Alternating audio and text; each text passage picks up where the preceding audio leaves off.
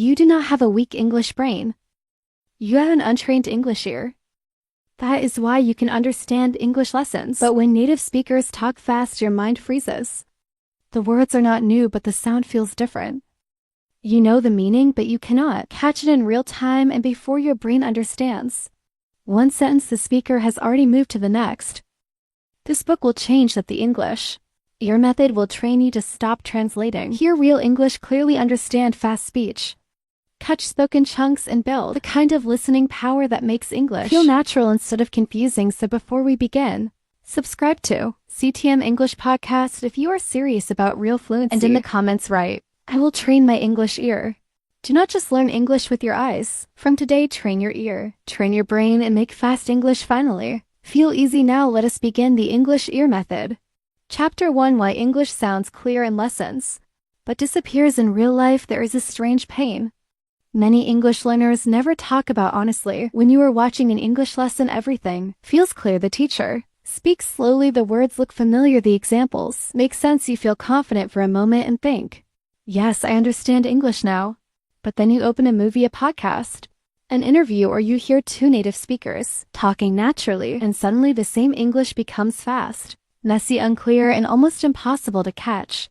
This moment can break a learner's confidence because it feels like betrayal. You studied the words, you learned the grammar, you practiced the sentences, you spent months or even years trying to improve. But when real English enters your ear, your brain freezes, your confidence drops, and a painful thought appears inside you. Maybe my English is still weak. But listen carefully, your English is not weak. Your ear is just not trained for real English yet. There is a big difference between lesson English and real English. Lesson English is clean, slow, and protected. Real English is alive, it moves, it connects. It cuts sounds, it changes words. It carries emotion, speed, rhythm, accent, stress, and natural flow. In lessons, English is often spoken for learners. In real life, English is spoken for communication. That is why your brain feels safe in lessons, but feels lost in real conversations. A teacher may clearly say, what are you going to do? But in real speech, it may sound like, what are you going to do? A teacher may clearly say, I want to go, but real English may sound like, I want to go. A teacher may clearly say, did you eat? But in conversation, it may sound like, do you eat? The words are not new, but the sound is different. And if your ear was trained only through clean English, real English will feel like another language. This is the hidden reason you understand English with your eyes but struggle with your ears. Your eyes recognize written English. Your mind understands grammar. Your memory knows vocabulary, but your ear has not yet learned how English changes when real people speak naturally. So the problem is not that you do not know English. The problem is that your brain cannot recognize the spoken shape of English fast enough. This is why subtitles feel easy, but listening without subtitles feels hard. Subtitles give your eyes time to help your brain, but real listening gives you no pause. The speaker does not wait while you translate. The conversation does not stop while you search for meaning. English keeps moving, and if your ear cannot catch the sound quickly, your mind starts chasing from behind. From today, stop blaming yourself. Stop saying, I am bad at listening. Stop saying native speakers speak too fast. Start saying, my English ear needs training. This one sentence changes everything because it takes you out of shame and puts you into practice. It reminds you that listening is not a talent given to lucky people. Listening is a skill built through the right method. The first secret of the English ear method is this: fast English becomes clear when your ear learns the sound patterns of real English. You do not need to understand every word separately. You need to recognize chunks, rhythm reductions, and meaning as one flow. When your ear begins to hear English this way, the speed becomes less frightening. The sound begins to separate, sentences begin to open.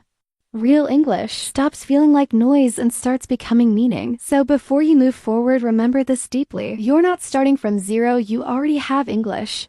Inside you, you have words, you have grammar, you have understanding. Now you must train the doorway through which real English enters. Your brain, that doorway is your ear. And once your ear becomes stronger, everything changes. The words you already know begin to appear in real speech. The phrases you once missed begin to sound familiar. The conversations that once scared you begin to feel possible. This is the beginning of your new listening journey. Not more fear, not more shame, not more confusion. From this chapter onward, you're not just learning English anymore. You are training your ear to understand English in real life. Chapter 2. Stop translating sound into your language. One of the biggest reasons fast English feels impossible is not because the speaker is too fast, and not because your brain is too slow. The real reason is that your mind is trying to do too many jobs at the same time. First, your ear hears the English sound. Then your brain tries to catch the words. Then your mind tries to translate those words into your own language. Then it tries to understand the meaning.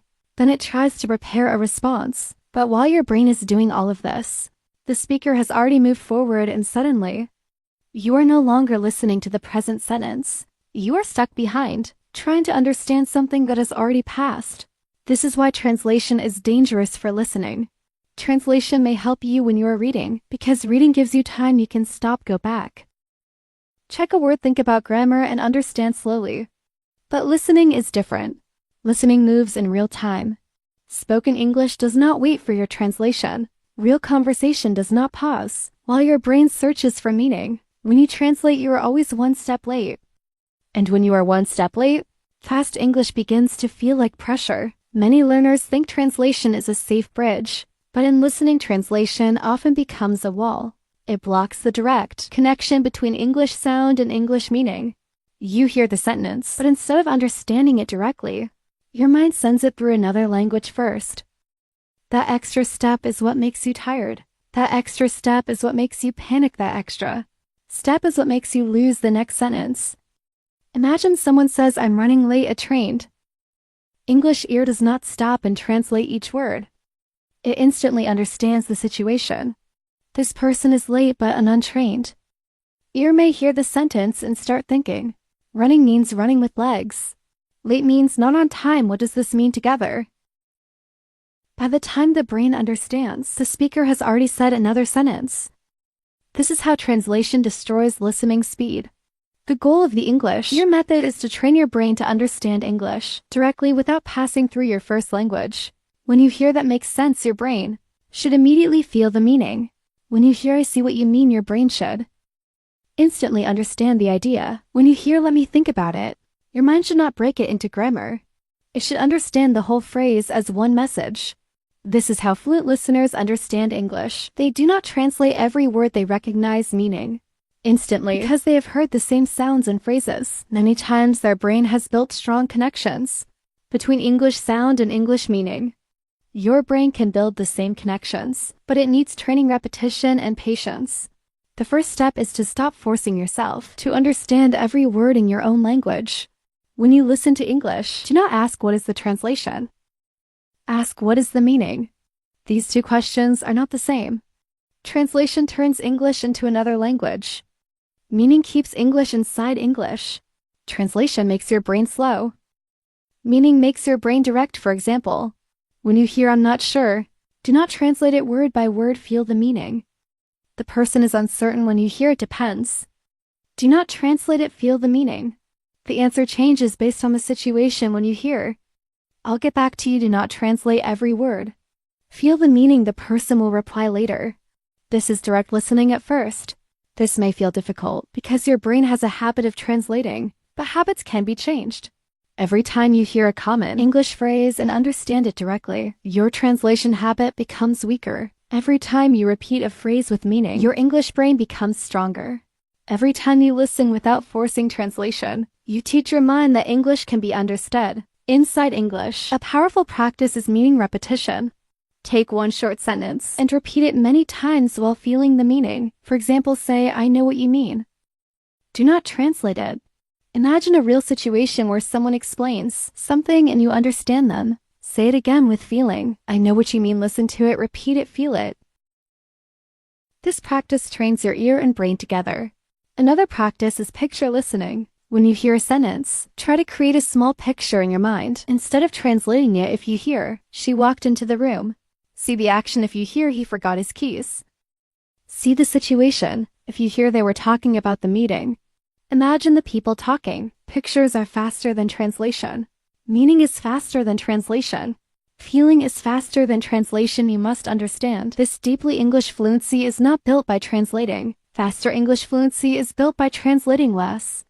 Many learners keep trying to become fast translators, but that is not the real goal. The real goal is to become a direct listener. A direct listener hears English and understands English without needing permission from another language. This is why children learn naturally. They do not translate, they connect sound with meaning. When they hear come here, they understand the action. When they hear sit down, they understand the movement. When they hear be careful, they understand the warning. They do not analyze grammar first. They connect sound to real life. As an adult learner, you can train the same ability. But you must stop treating every English sentence like a puzzle. Do not worry if you cannot. Stop translating immediately. Translation is a habit that has been built over many years, so it will not disappear in one day. But it will become weaker when you practice the right way. Start with common phrases. Listen to them many times, repeat them aloud. Use them in small situations. Connect them with meaning slowly. Your brain will stop asking for translation because it will already understand. This is the turning point when your brain starts understanding common phrases directly. Fast English becomes less scary. You no longer need to catch every single word. You begin to catch meaning. You begin to understand the speaker's intention. You begin to stay with the conversation. Instead of falling behind, your ear becomes quicker because your mind is no longer wasting energy translating. Remember this rule: translation makes you chase English, but direct meaning lets you walk with English. When you translate, English is always ahead of you. When you understand directly, English is beside you. You are present, you are calm. You are listening in real time. So from today, train yourself with this simple command. Hear English, feel meaning, do not translate. Hear English, feel meaning, do not translate. Hear English, feel meaning, do not translate. This is not only a practice, this is a new way of listening. The learner who depends on translation will always feel tired in fast conversation. But the learner who trains direct understanding will slowly become calm, sharp, and confident. Your ear will catch more, your brain will panic less, your response will become faster. And one day you will realize that English is no longer entering your mind as a foreign code. It is entering as meaning. That is the power of the English ear method. It does not teach you to translate English faster. It teaches you to stop needing translation at all. Chapter 3: Train your ear to hear chunks, not single words. One of the biggest secrets of understanding fast English is this: fluent listeners do not listen to English word by word. They listen to English in chunks. This one idea can change your whole listening journey, because many learners are struggling not because they do not know English, but because they are trying to catch every single word separately. They listen like they are picking stones, one by one from the ground, while native speakers are speaking in flowing groups of meaning. By the time the learner catches one word, the speaker has already moved through the whole sentence, and the brain becomes tired, confused, and late. Fast English becomes painful when your ear is trying to separate everything you hear a sentence, and your mind starts chasing individual words. What was that word? What did he say? Did she say can or can't? Was that going to or gonna? Was that want to or wanna? While your brain is busy fighting one small sound, the rest of the message disappears. This is why many learners say, I understood some words, but I missed the meaning. They caught pieces, but they missed the whole picture. Real English does not come to your ear like a list of separate words. Real English comes in sound groups. These sound groups are called chunks. A chunk is a small group of words that works together like one meaning. For example, when someone says, I don't know what you mean, a fluent listener does not hear every word separately. Like, I don't know what you mean. The fluent listener hears the whole phrase as one meaning. I do not understand your point. The ear catches the group. The brain understands the idea, and the conversation continues smoothly. This is why chunks are so powerful. They reduce pressure. They make listening faster. They help your brain understand meaning without needing to analyze every word. When your ear learns chunks, English stops sounding like random noise and starts sounding like familiar patterns. You begin to recognize phrases before you fully think about them. You hear at the end of the day, and you instantly understand that the speaker is about to summarize a final truth. You hear to be honest with you, and you instantly understand the speaker is preparing to say something direct.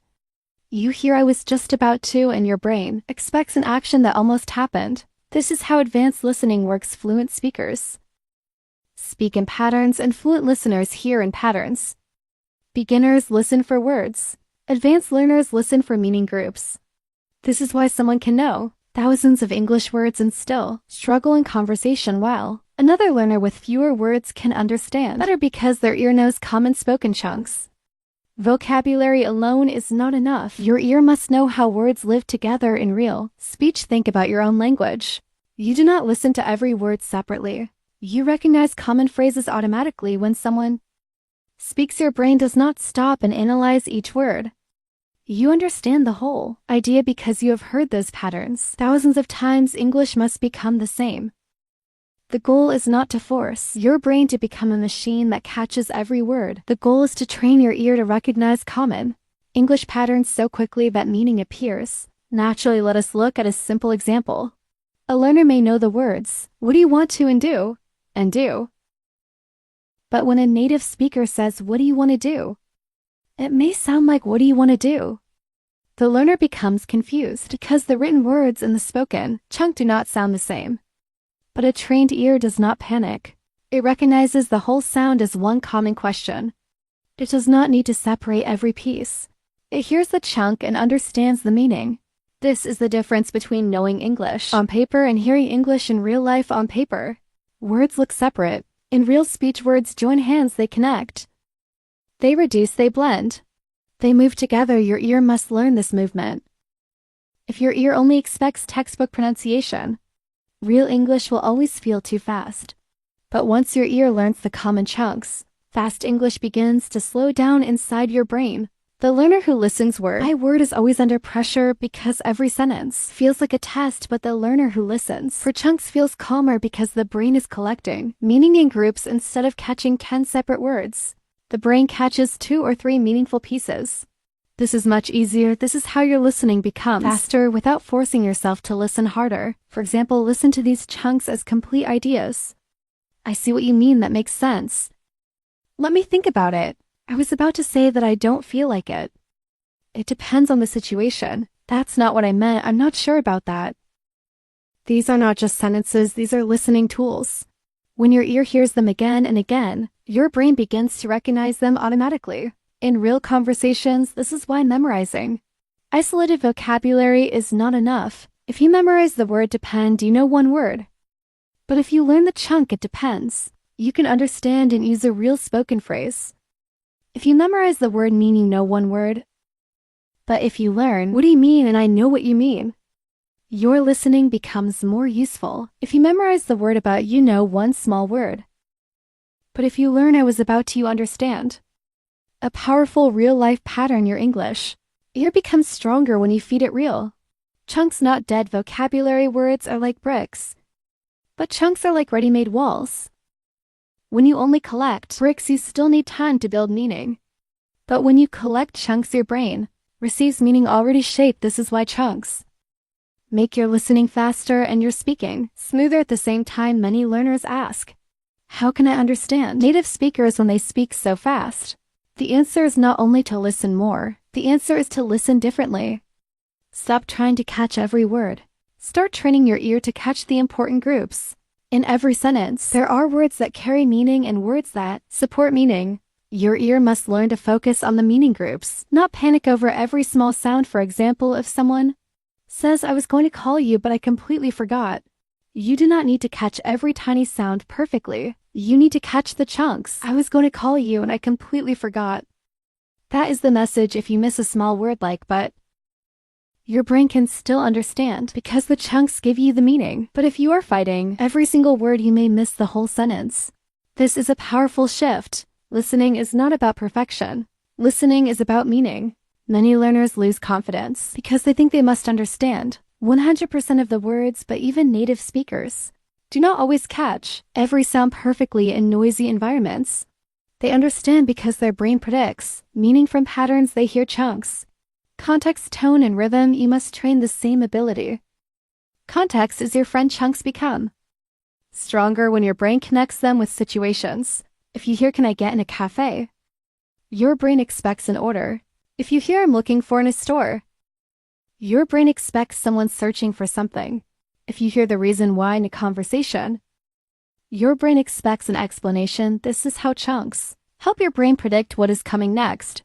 Prediction makes listening faster the strongest. Listeners are not only hearing the present word, their brain is already expecting the next possible idea. This is not guessing blindly, this is pattern recognition. When someone says, "I don't know if your brain," expects a choice, doubt, or uncertainty. When someone says the thing is your brain, expects the main point. When someone says, "As far as I know," your brain expects limited knowledge, these chunks. Prepare your mind before the sentence is finished. This is why chunk training feels like magic after some time. At first, English sounds fast. Then you begin to recognize common openings. Then you begin to expect common endings. Then you begin to hear sentences as complete movements. Slowly your brain stops reacting with fear and starts listening with confidence. You are not lost anymore because the road starts looking familiar. Now understand something very important. Chunks are not only for listening. Chunks are also the bridge to speaking. When you know a chunk deeply, you can use it quickly. You do not need to build a sentence from zero. You already have a natural phrase ready in your mind. This is why fluent speakers respond faster. They are not creating every sentence word by word. They are using thousands of ready-made chunks that their brain has stored through repetition. If someone asks, "Do you agree?" a learner who thinks word by word may freeze because they are building a sentence slowly. But a learner with chunks can quickly say, "I agree with you to some extent," or "I see your point, but I'm not sure," or "That makes sense, but I think there's another side."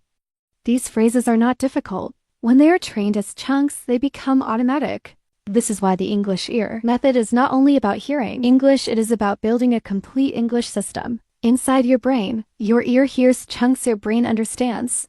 Chunks your mouth speaks, chunks your confidence grows because English becomes less heavy. You are no longer carrying grammar rules one by one. You are moving with natural language patterns. To train your ear with chunks, choose a short piece of English audio. Do not start with a long movie or a difficult podcast. Start with 1 minute, listen once without subtitles. Then listen again and notice repeated phrases. Do not write every word, write useful chunks. Maybe you hear, "I think it's important to." One of the biggest reasons. I'm not saying that or at the same time. These are golden pieces. These are the phrases your ear needs. After you collect 3 or 5 chunks, listen again and focus only on those chunks. Notice how they sound in real speech. Notice if words connect. Notice if some sounds become weak. Notice which word is stressed. Then repeat the chunk aloud exactly like the speaker. Do not say it slowly like reading. Say it with the same rhythm. This is where your ear and mouth begin to work together. For example, take the chunk, "I don't know what you mean." First understand the meaning, then listen to how it sounds naturally. It may not sound like 6 perfect words. It may flow together. Repeat it until your mouth can say it smoothly. Then create small situations in your mind. Someone explains something unclear, and you say, "I don't know what you mean." Someone gives a strange answer, and you say, "I don't know what you mean." Now the chunk is not only memorized, it is alive. This is how you should learn English. Do not collect words like museum objects. Collect chunks like tools you can use in real life. A word alone may sit in your memory for years without helping you speak, but a chunk can enter your listening and speaking immediately. It has rhythm, it has meaning. It has situation, it has power. Another strong practice is chunk shadowing. Instead of shadowing a whole long paragraph, shadow one chunk many times, hear it, pause. Repeat it, hear it again, repeat it with emotion. Then say it without audio. Then use it in a new sentence. This makes the chunk part of your English brain. The more chunks you train this way, the more natural English becomes. You must also learn to accept unclear small words. Many learners get stuck because they want every small word to be clear, but in fast English, small words often become weak. Words like to, of, and for. You are and do may sound soft, reduced, or connected. If your brain panics over every small word, listening becomes stressful. Instead, focus on the chunk and meaning. The small words will become clearer over time as your ear improves. For example, a lot of may sound like a lotta. Kind of may sound like kinda. Going to may sound like gonna. Wanna may sound like wanna. Have to may sound like have to. These are not mistakes, these are normal spoken forms. A trained English ear does not fight them. It recognizes them as common sound patterns. This is why learners who only study formal English sometimes feel shocked by real English. They expect every word to sound exactly as it is written, but spoken English has its own rules. The page shows you spelling. The mouth gives you sound. The ear must learn the sound. Once your ear knows these common spoken chunks, you will stop feeling that native speakers are hiding words from you.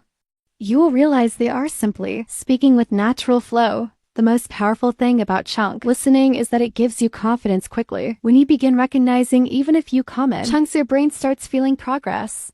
You listen to a video and suddenly hear, to be honest, I don't think so at the same time. You know what I mean, and you feel a spark inside you. You realize, I can hear this, that spark matters. Because confidence is built through evidence. Every recognized chunk becomes evidence that your ear is improving. Do not underestimate small progress. One chunk today may not feel like much, but one chunk every day becomes 30 chunks in a month. 30 chunks become hundreds in a year. And when your brain knows hundreds of spoken chunks, English listening becomes completely different. You are no longer facing a wall of sound. You are walking through familiar doors. There will come a time when you hear English and your brain starts catching meaning automatically. You will not understand everything, but you will understand enough to stay calm. You will hear common phrases without effort. You will feel the rhythm. You will predict the direction.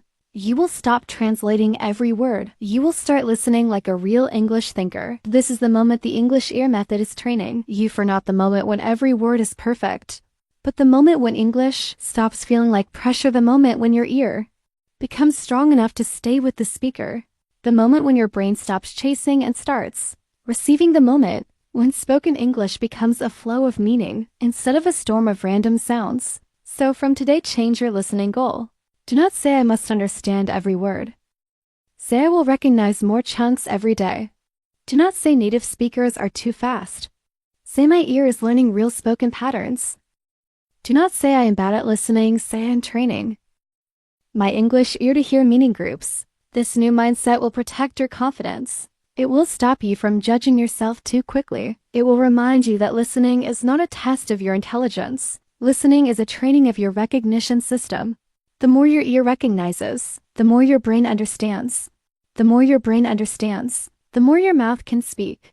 And the more your mouth speaks, the more English becomes yours. At the end of this chapter, remember this golden rule. Words are important, but chunks are faster. Words give you knowledge, but chunks give you fluency. Words help you study English, but chunks help you live inside English if you want to understand. Fast English without translating. Train your ear to hear chunks first. Because when your ear catches chunks, your brain catches meaning. And when your brain catches meaning, English finally begins to feel natural. Chapter 4. Learn the hidden music of English. If you want to understand fast English, you must understand one truth that most learners ignore. English is not spoken like it is written. English is not only words placed in order. English is sound, rhythm, stress, emotion, speed, and music. When learners study English only through books, subtitles, grammar rules, and written sentences, they often believe that every word should sound clear, equal, and separate. But real English does not work like that. Real English moves like music. Some words become strong, some words become weak. Some sounds disappear, some sounds connect. Some sentences rise like a question, and some fall like a final decision. Until your ear learns this hidden music, fast English will always feel harder than it really is. Many learners make the same mistake. They listen to native speakers and think they are speaking too fast. But sometimes the problem is not speed. The problem is rhythm. The speaker may not be speaking extremely fast, but because the words are connected and the weak sounds are reduced, your ear cannot separate the meaning. It feels fast because your brain is trying to hear every word with full pronunciation. But native speakers do not give every word full pronunciation. They speak with natural stress and flow. Your ear is waiting for textbook English, but real English is arriving like spoken music. This is why you may understand the sentence when you read it, but miss it when you hear it on paper. The sentence, I'm going to talk to him about it, looks simple. You know all the words, but in real speech, it may sound closer to I'm going to talk to him about it. And the small words may move quickly, but sound changes. The rhythm changes the words. Connect your eyes can understand the written sentence, but your ear must be trained to understand the spoken shape. This is why listening is not only vocabulary. Listening is sound recognition plus rhythm recognition. English has a heartbeat. That heartbeat is stress. In English, not all words receive the same energy. Important words are usually stressed because they carry meaning less. Important words are often reduced because they support the sentence. This is one of the biggest secrets of English listening. If your ear is trying to hear every word equally, you will struggle. But when your ear learns to follow the stressed words, meaning becomes clearer. You stop chasing every tiny sound and start following the main message. For example, in the sentence, I really need to talk to you, the words that carry the strongest meaning may be really, me talk and you. The smaller words move quickly around them. A learner may try to catch every piece equally, but a fluent listener catches the important beats. The sentence has music, I really need to talk to you. The stressed words guide the meaning. Once your ear learns to hear stress, English becomes less like noise and more like a pattern. This is why English can feel strange to learners whose first language gives more equal stress to words. English is stress-timed. This means the language moves from one strong beat to the next. The weak sounds between the strong beats often become shorter, softer, or faster. This is why English sometimes feels like it is jumping. Native speakers are not trying to make it difficult. They are following the natural rhythm of the language. Your job is not to fight that rhythm. Your job is to train your ear to write it. Think of English like a song. In a song, some notes are strong. Some are soft, some are long, some are short. And the beauty comes from movement. If every note had the same strength, the song would sound robotic. English is the same. If you pronounce every word with equal power, your speaking may sound unnatural. And if you expect every word to be equally clear when listening, your understanding will be slow. The hidden music of English is what makes it natural. And once your ear hears that music, your listening becomes faster. This is why learners should not only ask, what did the speaker say? They should also ask, how did the speaker say it? This question is powerful. It moves your attention from written English to spoken English. It teaches your ear to notice stress, rhythm, linking, reductions, tone, pauses, and emotion. These are not small details. These are the real signals that make spoken English understandable. Let us take the phrase, what do you want to do? In written form, it is simple. But in natural speech, it may become, what do you want to do? A learner who only knows written English may feel lost. But a learner who understands English music knows that D can connect. 1 to 2 can become wanna, and the whole phrase can move as one rhythm. The ear stops finding the sound and starts recognizing the pattern. This is how real listening improves. Now think about the phrase, I have to go. In careful speech, every word may be clear, but in natural speech, have to often sounds like have to, so the sentence may sound like I have to go. If your ear is waiting for the full sound, have to, you may miss it. But if your ear knows the spoken rhythm, it understands immediately. The same thing happens with going to becoming, gonna, wanna becoming, wanna, kind of becoming, kinda, a lot of becoming, a loda, and let me becoming, let me. These are not wrong English, these are common spoken forms. Many learners feel disappointed when they discover this because they think, why did no one teach me this before? They studied grammar for years, but nobody trained their ear for real speech. They learned how English is written, but not how English is heard. They memorized words, but not sound changes. They practiced sentences, but not rhythm. This is why the English ear method focuses on the ear. Not only the eyes, your eyes can help you learn, but your ear must help you understand real life. The hidden music of English also includes linking. Linking means that the end of one word connects with the beginning of the next word. Native speakers do not usually stop after every word. They connect words to keep speech smooth. For example, turn off may sound like turn off. Pick it up may sound like pick it up. An old friend may sound like an old friend. I need it may sound like I need it. When you know linking in English stops sounding like a fast river of unknown sounds and starts becoming a connected stream you can follow. This is very important because many learners think they are missing words, but sometimes the words are not missing. They are connected. Your ear does not recognize them because it expects separation. When a native speaker says, did you see it? It may sound like, did you see it? If your ear expects did you as two clear words, you may miss it. But once your ear learns that did you often becomes did ya, the phrase becomes clear. The same sound that once confused you becomes familiar. This is how listening changes. At first, everything sounds fast and unclear. Then you learn one pattern. Suddenly that pattern appears everywhere. You hear gonna in videos. You hear wanna in conversations. You hear have to in interviews. You hear déjà in questions. You realize real English has patterns. It is not random, it is not impossible, it is trainable. This realization gives you confidence because the problem no longer feels mysterious. You know what to train. Another part of English music is reduction. Reduction means some words become weaker in natural speech. Small grammar words often become soft because they are not the main meaning. Words like to, for, of, and are, you, do, have, and that may be reduced depending on the sentence. This is why you may not hear them clearly. The speaker is not hiding them. The language is simply giving more energy to the important words and less energy to the small support words. For example, I'm going to the store may not sound like every word is strong. The word to may become very weak.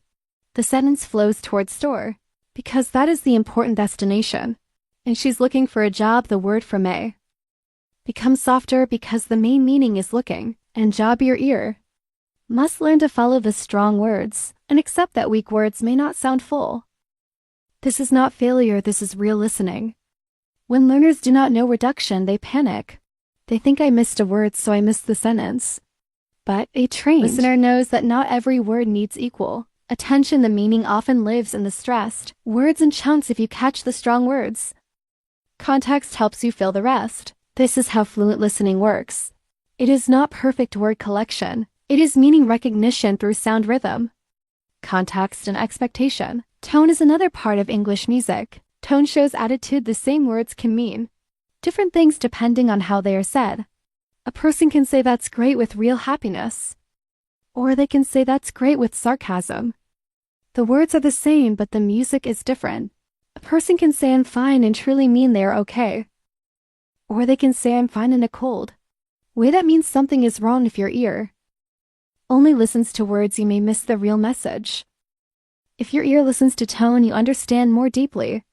This is very important for advanced listening because real communication is not only information, it is emotion. People do not speak like robots, they speak with feeling, mood, hesitation, confidence, anger, excitement, tiredness, and uncertainty. Your ear must learn to hear those signals.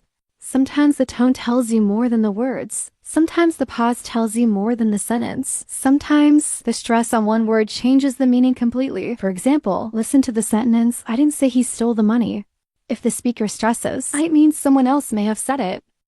If the speaker stresses say, it means they may have implied it but did not say it directly. If the speaker stresses he, it means someone else stole it.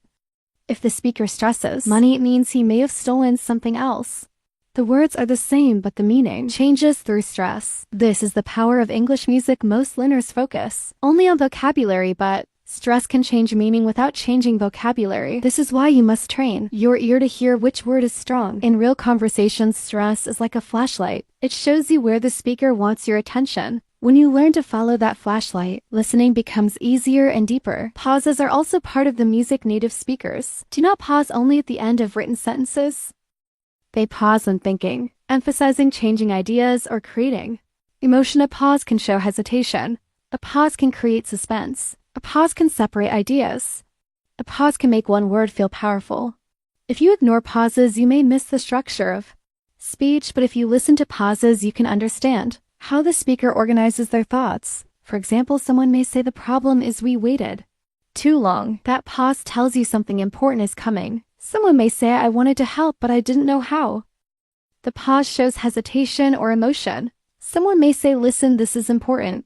The pause creates attention. These small moments are not empty, they are a part of communication. A trained English ear hears them. This is why English listening must become active. You are not only receiving words, you are reading sound, you are hearing stress, you are feeling rhythm, you are noticing tone. You are following chunks, you are predicting meaning.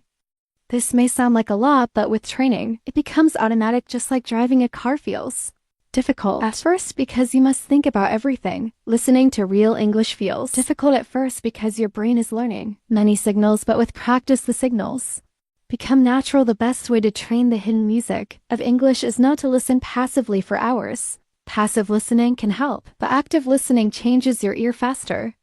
Choose one sure audio. Listen first for meaning. Then listen again only for stress. Ask yourself which words are strong. Then listen again only for weak sounds. Ask which words became soft. Then listen again for linking. Ask where did two words connect. Then listen again for tone. Ask how does the speaker feel. This is deep listening. Most learners never listen this way. They listen once, feel confused, and move to another video.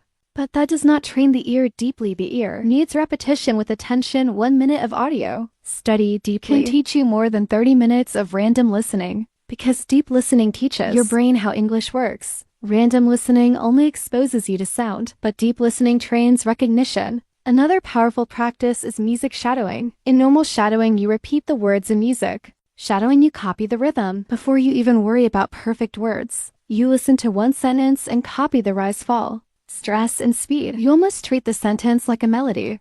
Even if your pronunciation is not perfect, copying the rhythm trains your ear and mouth to move with English. This is one of the fastest ways to sound more natural and understand more naturally. For example, take the sentence, I don't really know what you mean. Do not say every word with equal force. Listen to the music, maybe the speaker stresses really no and mean the small words move around those strong beats. Repeat it with the same flow. I don't really know what you mean. When you copy this rhythm again and again, your mouth learns natural English, and your ear becomes better at recognizing it when others speak. This is why listening and speaking are connected. A learner who trains only silent listening may understand more, but their speaking may still sound stiff. A learner who trains rhythm through shadowing improves both skills. The ear hears the music, the mouth copies the music. The brain stores the pattern. Later, when the same rhythm appears in conversation, the ear recognizes it faster. This is how the system grows. You must also understand that pronunciation is not only about sounding good. Pronunciation is also listening training. When you learn how sounds are produced, you can hear them better. If you know that T can sound different in American English depending on position, you will not panic when water sounds different from the spelling. If you know that words can connect across boundaries, you will not be shocked when get it sounds like one unit. Speaking practice sharpens listening because the mouth teaches the ear what to expect. This is a powerful truth. Your ear understands better what your mouth has practiced. If your mouth has practiced I wanna, your ear will recognize I wanna faster. If your mouth has practiced DJ, your ear will recognize it faster. If your mouth has practiced natural stress, your ear will follow stress faster. This is why the English ear method does not keep listening and speaking separate. They are two sides of the same brain training. Now let us talk about why fast English begins to slow down when you learn rhythm. The speaker may not actually slow down. Their speed may remain the same, but your brain feels less pressure because it knows where to listen. Before rhythm training, every sound feels equally important, so your brain becomes overloaded. After rhythm training, your brain follows the strong words, recognizes chunks, accepts reductions, and uses context. The load becomes lighter. The same English feels slower because your ear has become smarter. This is like listening to a song you know well. The first time you hear it, the words may feel fast. After hearing it many times, you can follow the melody, predict the next line, and recognize the rhythm. The song did not slow down. Your brain became familiar with it. English works the same way. Familiar rhythm creates listening speed. This is why repeated listening is so powerful. When you repeat the same audio, your ear begins to notice details it missed before. The first time you may only understand the topic. The second time you catch more words. The third time you notice stress. The fourth time you hear linking. The fifth time you begin to feel the rhythm. The 10th time the audio feels much easier. The speaker did not change, your ear changed.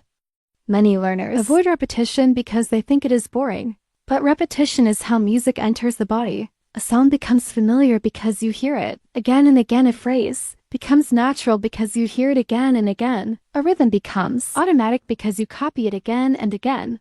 If you want fast English to become easy, you must stop treating repetition like a punishment and start treating it like training. Another reason English music matters is that it helps you understand different accents. Every accent has its own sound, but English, stress and rhythm often help you follow meaning, even when pronunciation changes. If you only listen for perfect textbook sounds, accents will confuse you. But if you listen for meaning, group, stress, tone, and rhythm, you become more flexible. You learn to understand real people, not only perfect classroom speakers. This is very important because real English is global. You may hear American English, British English, Australian English, Indian English, Pakistani English, African English, and many other forms. If your ear is too narrow, you will struggle. But if your ear is trained for rhythm, chunks, and meaning, you become stronger across accents. You stop demanding that everyone sound like one teacher. You start understanding English as a living language. Do not misunderstand this chapter. The goal is not to copy native speakers perfectly or lose your identity. The goal is to understand real English and speak clearly with natural flow.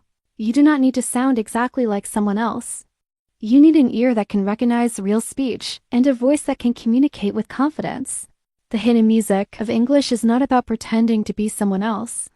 It is about training your brain to hear English as it truly lives. When your ear learns the music of English, something beautiful happens. You begin to enjoy listening. Instead of feeling attacked by speed, you start noticing patterns. You hear a phrase connect and think, I know that. You hear a reduction and think, I recognize this. You hear stress and understand the speaker's meaning more deeply. Listening becomes less fearful and more interesting.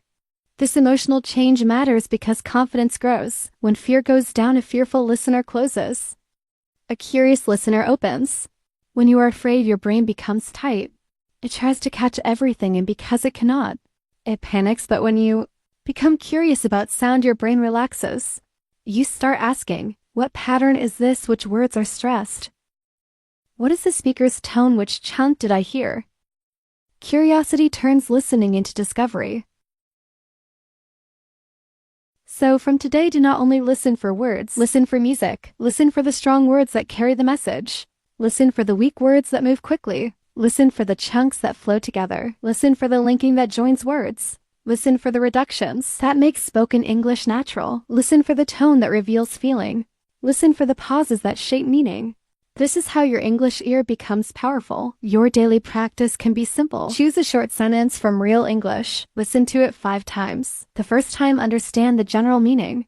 The second time, mark the stressed words. The third time, notice the weak sounds. The fourth time, copy the rhythm with your voice. The fifth time, close your eyes and listen again until the sentence feels natural. This kind of practice may look small, but it builds a strong ear. If you do this every day, your listening will not remain the same. You will begin to hear what you could not hear before. You will stop feeling that native speakers are swallowing everything. You will understand that spoken English has structure. You will feel the rhythm behind the speed. You will catch meaning faster because your ear is no longer trying to force written English into spoken English. It is finally learning spoken English as sound. Remember this golden lesson. English becomes clear when your ear stops fighting the music and starts following it. The rhythm is not your enemy. The reductions are not your enemy. The linking is not your enemy. The speed is not your enemy. These are the natural features of spoken English. Once your ear learns them the same fast, English that once confused you begins to feel possible. At the end of this chapter, I want you to carry one powerful sentence in your mind. Fast English is not just speed, fast English is rhythm. If you train only vocabulary, you will know words. If you train only grammar, you will know rules. But if you train rhythm, stress, linking, reductions, and tone, you will begin to hear real English. And when you hear real English, you can finally understand real people. This is the hidden music of English. It has been there all along. You were not failing, you were simply not trained to hear it, but now you know. Now you can practice differently. Now you can listen deeper. Now you can train your ear, not only to catch words, but to feel the movement of English. And once your ear learns the music, fast English will no longer sound like a wall. It will begin to sound like a road. Chapter 5: Use repetition. Until fast English becomes familiar, most English learners are not failing because they do not listen enough. They are failing because they listen in the wrong way. They keep jumping from one video to another, one podcast to another, one lesson to another, one accent to another, thinking that more content will automatically create fluency. They believe that if they consume thousands of English videos, their brain will suddenly become fluent, but the truth is deeper than that. Listening once to many things gives your ear exposure, but listening many times to the right thing gives your ear training. Exposure shows your brain that English exists, but repetition teaches your brain how English works. This is one of the biggest turning points in the English ear method. You must stop treating English listening like entertainment and start treating it like training. Entertainment says, I heard it once, now give me something new. Training says, I will listen again until my ear catches what it missed. Entertainment gives temporary motivation. Training creates permanent change. Entertainment makes you feel busy. Training makes you better. If you truly want to understand fast English without translating, you must build a relationship with repetition, because repetition is the bridge between confusion and familiarity. The first time you hear real English, your brain is under pressure. It is trying to catch sounds, recognize words, understand meaning, follow rhythm. Notice stress and control panic, all at the same time. That is a heavy job. This is why the first listening often feels difficult. You may understand only a few words. You may catch the topic but miss the details. You may hear familiar vocabulary but fail to recognize it in natural speed. This does not mean you are weak. It only means the sound is still new to your ear. But the second time you listen, something changes. Your brain is no longer completely surprised. It knows the topic. It remembers some sounds. It expects some phrases. It catches more. The third time, more words begin to separate. The fourth time, chunks begin to appear. The fifth time, rhythm begins to feel familiar. After many repetitions, the same audio that once felt fast begins to feel slower. But the speaker has not slowed down. Your ear has become faster. This is the secret most learners never understand. Fast English becomes easy when it becomes familiar. Your brain does not need English to be slow forever. Your brain needs enough repetition to recognize the sound patterns quickly. When a phrase is unfamiliar, even slow English can feel hard. But when a phrase is familiar, even fast English can feel clear. This is why a song becomes easier after you hear it many times. The speed is the same, but your brain knows the path. English listening works exactly like that. Think about a song in English. The first time you hear it, the lyrics may sound unclear. You may catch only a few words, but after hearing it again and again, suddenly you start singing parts of it without effort. You recognize the rhythm. You expect the next line. You know where the voice rises and falls. You can even understand words that were once hidden. What changed the song did not become easier. Your brain became familiar with the sound. That same principle can train your English ear. This is why repetition is not a small technique. Repetition is how the brain builds speed. Every time you listen again, your brain strengthens the connection between sound and meaning. Every repeated phrase becomes a deeper mark inside your memory. Every repeated chunk becomes easier to recognize. Next time, every repeated rhythm teaches your ear how English moves. Every repeated sentence weakens the habit of translation because your brain no longer needs to analyze it from zero. Many learners hate repetition because they think it is boring, but they misunderstand its purpose. Repetition is boring only when you repeat without attention. But when you repeat with a goal, every listening becomes different. The first time you listen for the general meaning. The second time you listen for missed words. The third time you listen for chunks. The fourth time you listen for stress. The fifth time you listen for linking. The sixth time you listen for reductions. The seventh time you shout at the speaker. The eighth time you listen without subtitles. The ninth time you repeat with confidence. The 10th time your ear hears what it could not hear before. This is deep listening. Deep listening is not passive. Deep listening is active training. It tells your brain we are not moving forward until the sound becomes clear. This is how your ear becomes powerful. Not by touching hundreds of audios lightly, but by going deep into a few audios until your brain learns the real spoken patterns. Inside them, one short audio repeated deeply can train your ear. More than 10 long videos watched lazily. You must understand the difference between hearing and training. Hearing means English entered your ear. Training means your brain changed because of it. Many learners hear English every day, but their listening does not improve because they do not engage with the sound. They play English in the background while scrolling, eating, walking, or thinking about something else. And then they wonder why fast English is still difficult. Background listening can help with comfort, but it cannot replace focused repetition. If your attention is not present, your ear receives sound, but your brain does not build deep recognition. A powerful listener does not only ask, "How many hours did I listen?" A powerful listener asks, "How deeply did I listen?" One focused minute can be more valuable than one distracted hour. If you listen to one sentence 10 times and finally hear the linking, reduction, stress, and meaning, that sentence has trained your ear. But if you listen to 1 hour of English and understand nothing deeply, your brain may feel tired but not transformed. This is why you need selected repetition. Do not repeat random English that is too difficult, too fast, or too long. Choose English that is slightly above your level. It should challenge you but not destroy your confidence. If the audio is too easy, your ear will not grow much. If it is too hard, your brain will panic and give up. The best training audio is the one where you understand maybe 60 or 70% at first, and through repetition you can bring it to 80, 90, and then almost complete understanding. This process builds confidence because you can feel progress.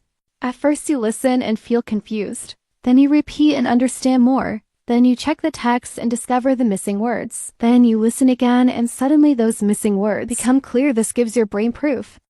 It tells you I am improving. Confidence does not come from empty motivation. Confidence comes from evidence. Repetition gives you evidence many learners lose.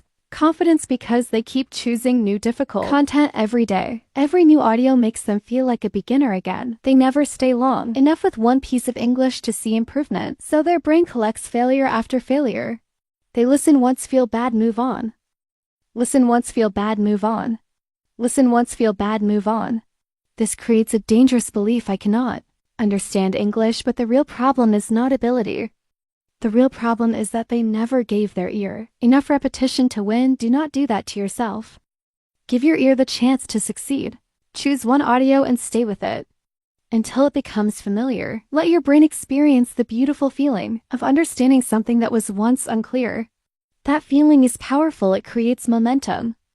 It makes you believe, if I can understand this after repetition, I can understand more. This belief is the fuel of long-term fluency. Repetition also reduces fear. The unknown creates fear. Familiar sound creates calm. When English is new, your brain feels threatened because it cannot predict what is coming. But when you repeat the same audio, the sound becomes known. Your brain relaxes. When your brain relaxes, listening improves. Panic blocks understanding, calm opens understanding. This is why repeating the same English is not wasting time. It is teaching your nervous system that English is not danger. English is pattern. English is sound. English is meaning. English can be understood. This matters because many learners do not only have a listening problem, they have listening anxiety. The moment English starts, their body becomes tense. Their mind says, I will not understand. Their confidence drops before the speaker even finishes. The first sentence repetition heals this because repeated listening removes the shock. The sound that once attacked you becomes familiar. The sentence that once confused you becomes clear. The voice that once felt fast becomes normal. Slowly, your body stops reacting with fear.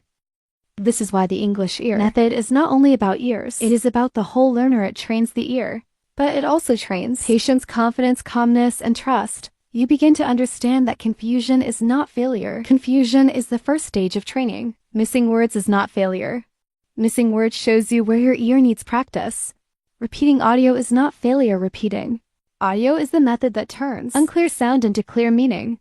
Now let us talk about subtitles. Many learners use subtitles in the wrong way. They either depend on subtitles completely or avoid them completely. Both extremes can be weak. Subtitles are not the enemy. Dependence is the enemy. Subtitles should be used like a training tool, not like a permanent crutch. If you always listen with subtitles, first your eyes do the work and your ear stays weak. But if you never use subtitles, you may keep missing the same words without knowing why.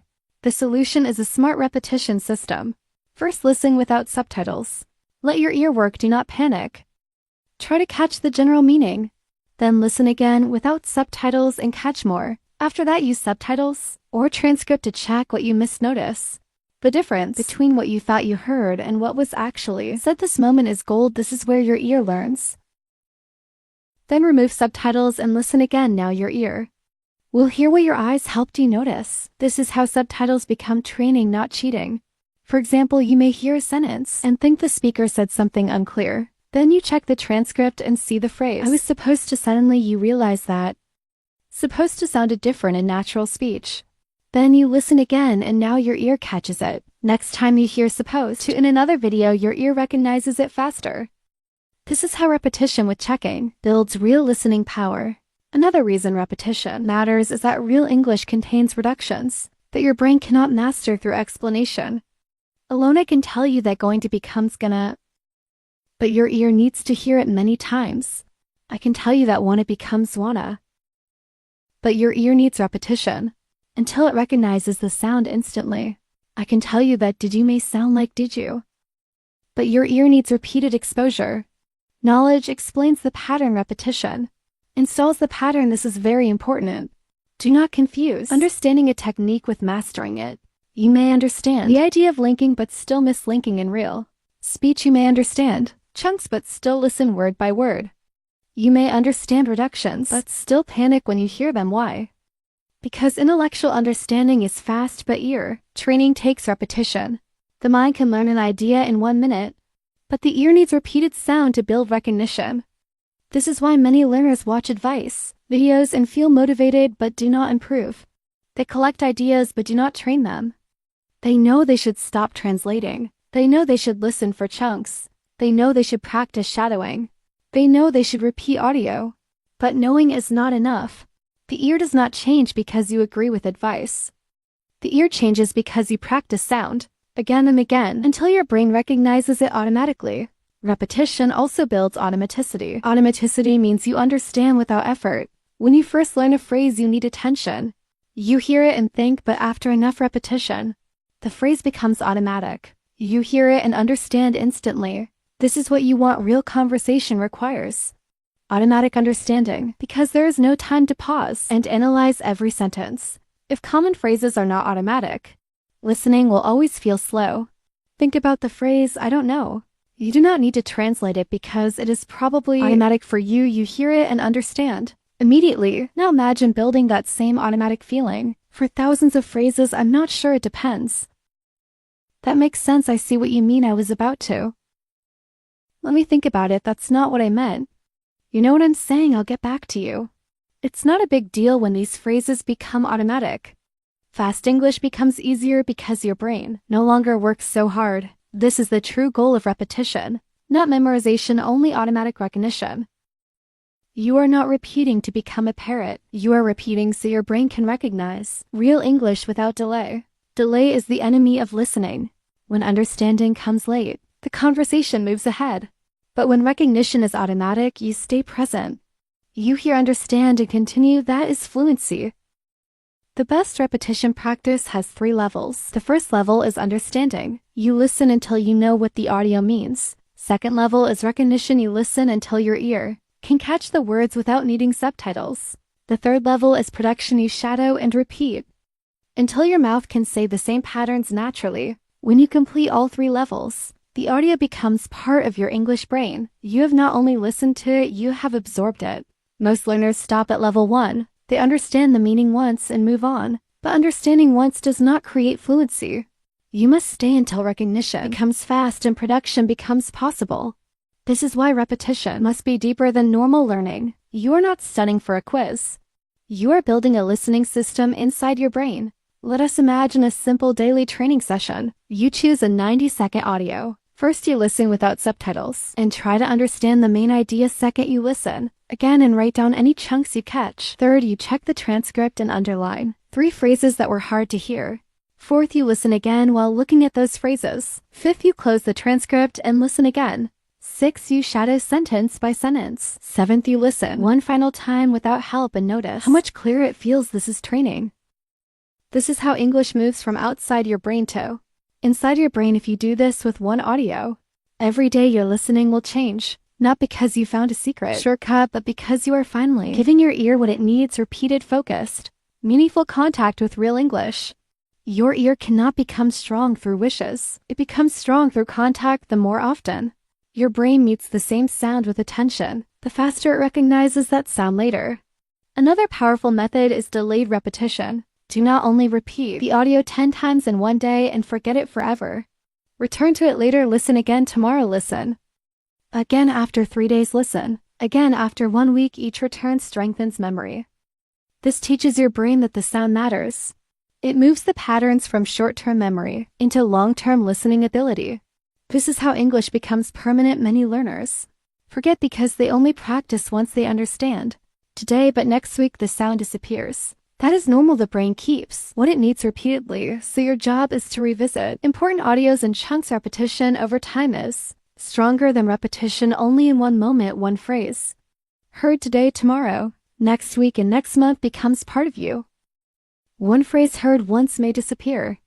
This is also how you should build your personal listening library. Do not depend only on random videos from the internet. Create a small collection of audios that match your goals. Keep audios for daily conversation, storytelling interviews, emotional speech pronunciation, and native speed. Return to them again and again. Let them become your training ground. A serious learner does not only consume content. A serious learner builds a system. You're listening. Library should include voices that are clear, enough to learn from but natural enough to train. Real understanding. If every audio is too slow and too perfect, your ear will remain weak for real life. If every audio is too fast and messy, your confidence may break. Choose a balanced path. Start with clear, natural English, then slowly move to faster conversations, different accents, and real-life speech. Repetition will help you climb. Do not rush the process. Many learners want to jump straight into movies and understand everything immediately. But movies are difficult because they include slang, background noise, emotional acting, cultural references, fast reactions, and unclear speech. If your ear is not trained, yet movies can make you feel weak. Use movies later as training, but build your foundation with short, clear, repeatable audio. Strength comes before challenge. Foundation comes before speed. This is like going to the gym. A beginner does not start with the heaviest weight. A beginner starts with manageable weight and repeats the movement until the muscles grow. Your ear is the same. If you throw your ear into extremely fast English every day without structure, it may not grow. It may only feel defeated. But if you choose the right difficulty and repeat deeply, your listening muscles become stronger. Then harder English becomes possible. Repetition also teaches your ear to separate sound. At first, fast English may feel like one long line. You cannot tell where one word ends and another begins. But after repetition, boundaries begin to appear. You hear a chunk here, a phrase. There is stressed word there, a reduction there. The wall of sound begins to crack open. This is one of the most exciting moments in listening training. The sound that once felt like fog begins to become shape. This happens because the brain is a pattern machine. It wants to recognize patterns, but it needs enough examples. When you repeat, you give your brain the same pattern. Again and again, eventually the brain says, I know this. Once it knows the pattern, it uses less energy. Listening becomes lighter. You stop feeling exhausted. After every sentence, you begin to feel control. Energy matters. Translation makes listening tiring. Word by word listening makes listening tiring. New content every minute makes listening tiring. But familiar chunks reduce effort. Familiar rhythm reduces effort. Familiar reductions reduce effort. Repetition reduces effort because it turns difficulty into recognition. And the less energy your brain uses on basic recognition, the more energy it has for meaning, emotion, and response. This is why advanced learners seem calm when listening. They are not magical. Their brains have automated many patterns. They do not need to spend energy on every small phrase. They recognize it instantly and move on. You can build that same calmness through repetition. Calmness is not only personality. Calmness is the result of familiarity. Another beautiful benefit of repetition is pronunciation improvement. When you listen to the same sentence many times in shadow, your mouth begins to copy the natural flow. You start noticing that your old way of saying the sentence was too slow, too flat, or too separate. Repetition gives your mouth a model. It teaches not only what to say, but how to say it. Your speaking becomes smoother because your ear is feeding your mouth better sound. This is why learners who repeat in shadow often sound more natural than learners who only study grammar. Grammar can make your sentences correct, but rhythm makes your speech alive. Repetition gives you rhythm. When you hear and repeat the same natural phrases, your voice begins to carry English music. You stop speaking like every word is separate. You begin to connect words, stress important ideas, and speak with confidence. Repetition also helps your memory in a deeper way. When you learn a new word through a dictionary, you may forget it, but when you hear that word inside a real sentence many times with sound, rhythm, situation, and emotion, it becomes easier to remember. Context makes memory stronger. Sound makes memory stronger. Repetition makes memory stronger. This is why listening repetition can improve vocabulary without forcing you to memorize long lists. For example, you may learn the word hesitate from a dictionary and forget it. But if you hear someone say, "Don't hesitate to ask me," again and again, you remember the phrase, you understand the situation, you can use it. Your ear recognizes it later. That is real vocabulary learning. Words become powerful when they live inside phrases. Repetition gives them life. This is why the English ear method asks you to repeat useful English, not random English. Do not repeat sentences you will never use. Repeat phrases that appear in real conversation. Repeat questions, responses, opinions, explanations. Emotional sentences and daily life chunks. Your brain grows faster when the input is useful. A strong English ear is built from meaningful sound, not empty noise. Now there is one warning. Repetition does not mean mindless repeating.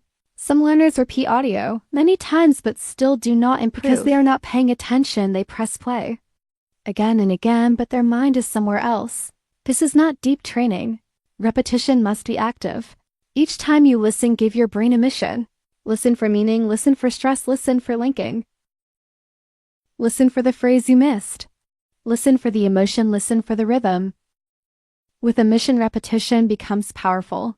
Another mistake is repeating only easy audio. Easy repetition feels good, but it may not build enough strength. You need a little challenge. Your ear should work but not suffer.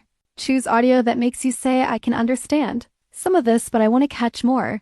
That feeling is perfect. It gives your brain pressure and possibility at the same time. Pressure creates growth, possibility protects confidence.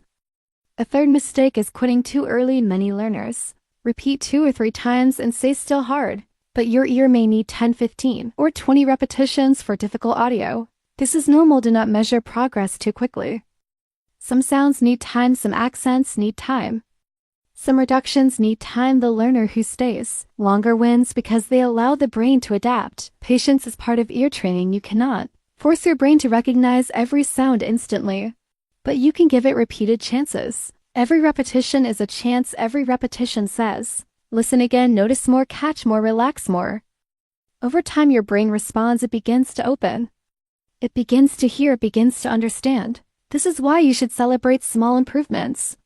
Maybe you did not understand the whole audio, but you caught one phrase that was unclear yesterday. That is progress. Maybe you still need subtitles, but now you can hear where the words connect.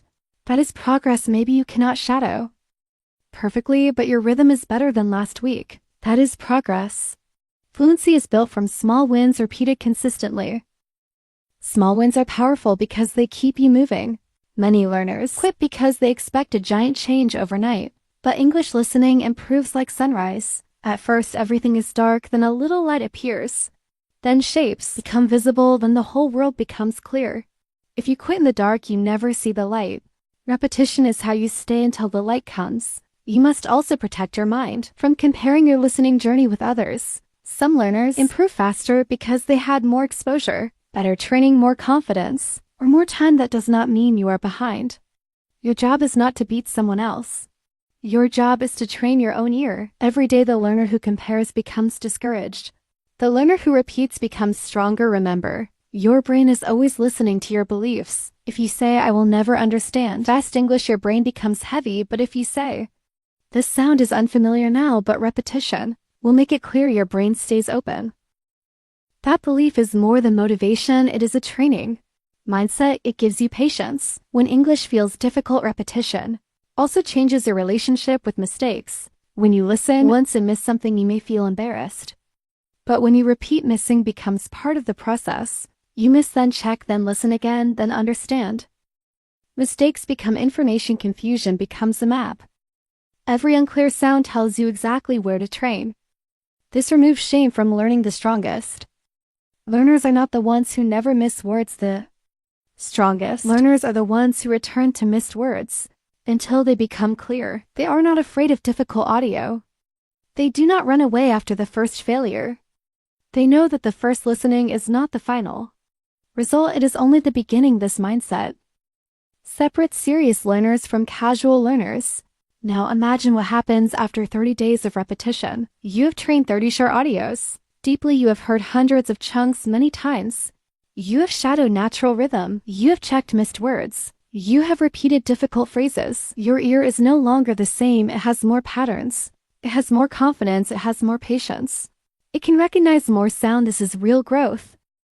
After 90 days, the change becomes stronger. Fast English still challenges you, but it no longer scares you the same way. You know how to train it. You know how to repeat. You know how to use subtitles correctly. You know how to shadow. You know how to collect chunks. You no longer feel helpless. You have a method, a learner with a method is powerful because confusion no longer controls them. After 1 year, if you Continue this way, your listening identity changes.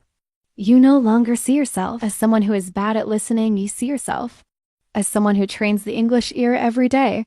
That identity matters. When your identity changes, your habits become stronger. You are not forcing yourself anymore. You are becoming the kind of person who listens, repeats, understands, and grows. This is the deeper purpose of repetition. It does not only change your ear, it changes who you believe you are as an English learner. You become patient, you become focused, you become confident. You become someone who knows that fast English is not a wall. It is a pattern waiting to become familiar. So from today, do not chase endless new content. Choose one short audio and master it. Do not listen once and leave. Listen again. Do not feel ashamed when you miss words. Check them in return. Do not use subtitles as a crutch. Use them as a mirror. Do not repeat without attention. Repeat with a mission. Do not ask, why am I still not fluent? Ask, what sound pattern am I training today? This question will guide you. It will keep your practice clear. Maybe today you train gonna. Maybe tomorrow you train I was supposed to. Maybe the next day you train stress and questions. Maybe after that you train linking and pick it up. Small patterns become big listening power when repeated daily. At the end of this chapter, remember this golden rule. You do not need new English every second. You need familiar English deep enough to become automatic. New content gives you variety, but repeated content gives you mastery. Variety entertains your mind, but mastery trains your ear. If you want to understand fast English without translating, repetition is not optional. Repetition is the road. The audio that feels unclear today can become clear tomorrow. The phrase that feels too fast today can become automatic next month. The native speech that scares you today can become familiar with training. Do not judge your future listening by your first attempt. Your first attempt only shows where you are starting. Repetition shows where you can go, so listen again. Not because you failed the first time, but because your ear deserves another chance. Listen again because the sound is becoming familiar. Listen again because your brain is building connections. Listen again because fast English is slowly losing its power over you. Listen again because every repetition is shaping the English ear you are trying to build. And one day you will hear a sentence that once confused you and it will feel clear. You will hear a phrase that once sounded like noise and it will feel natural. You will hear fast English and instead of panic, you will feel recognition. That moment will not be luck. It will be the reward of repetition. This is how fast English becomes familiar. This is how listening becomes calm. This is how translation becomes weaker. This is how your English ear becomes stronger. Repeat until the sound opens. Repeat until the rhythm becomes natural. Repeat until the chunks become automatic. Repeat until English no longer feels like something outside you, but something your brain can receive with confidence. That is the power of repetition. It turns noise into meaning. It turns fear into familiarity. It turns slow understanding into instant recognition. And if you stay with it, repetition will turn your English ear into one of your greatest strengths. Chapter 6: Shadowing. The bridge between your ear and your mouth. There comes a stage in every serious English learner's journey when listening alone is not enough. You may listen every day, understand more words, recognize more chunks, and feel that your ear is slowly becoming stronger. But when it is time to speak, your mouth still feels slow. Your brain understands the sentence, but your tongue cannot produce it. You hear natural English, but when you try to answer, your voice becomes stiff, your rhythm breaks. Your pronunciation feels heavy and the words do not come out with the same flow. This is the painful gap between understanding English and speaking English, and this gap cannot be closed by listening passively forever. This is where shadowing becomes powerful. Shadowing is not just repeating English. Shadowing is training your ear, brain, and mouth to work together at the same time. You listen to a speaker, and then you repeat after them as closely as possible, copying their rhythm, stress, pronunciation, emotion, speed, and flow. You are not only asking, what does this sentence mean? You are asking, how does this sentence move? You are teaching your mouth to follow what your ear hears. This is why shadowing is one of the strongest bridges between listening and speaking. Many learners have a big collection of English inside their mind, but that English is trapped. They understand lessons, they know many words. They can read sentences. They can even understand slow audio. But when they speak, the English does not come out naturally because the ear and mouth have not been trained together. The ear receives English, but the mouth has not practiced producing the same patterns. so the learner feels like English is inside them. But there is a wall between the brain and the voice. Shadowing breaks that wall. When you shadow, you stop being only a listener and start becoming a speaker. You train your mouth to move with English rhythm. You train your tongue to touch sounds faster. You train your brain to process meaning while producing sound. You train your confidence to speak without waiting for perfect translation. This is not normal repetition. This is active fluency training. At first, shadowing may feel uncomfortable. This is normal. You may feel late. You may miss words. You may speak over the audio. You may sound strange. You may feel your mouth cannot move fast enough. You may laugh at yourself because the speaker sounds smooth and you sound broken, but do not stop. That discomfort is not failure. That discomfort is proof that your mouth is learning a new movement. Just like muscles shake when they are growing stronger, your English voice may shake when it is learning real fluency.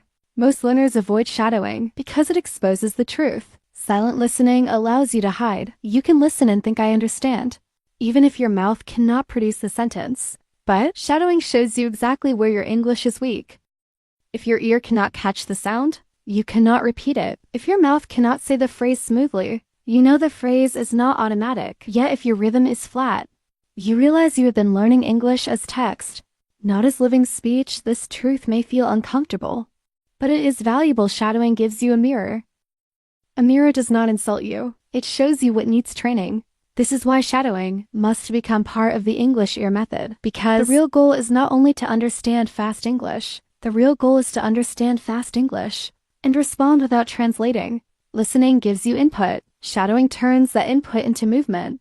Listening trains recognition. Shadowing trains reaction. Listening helps you receive English. Shadowing helps you produce English. When both work together, your fluency begins to change. Think about how children learn sounds. They do not sit with grammar charts before speaking. They hear sounds, copy sounds. Repeat phrases, make mistakes. Try again, and slowly their mouth learns the language. They may not understand grammar deeply, but their ear and mouth are connected. As adult learners, we often reverse the process. We study rules, memorize words, read explanations, and wait for speaking confidence to appear later. But confidence does not appear only through knowledge.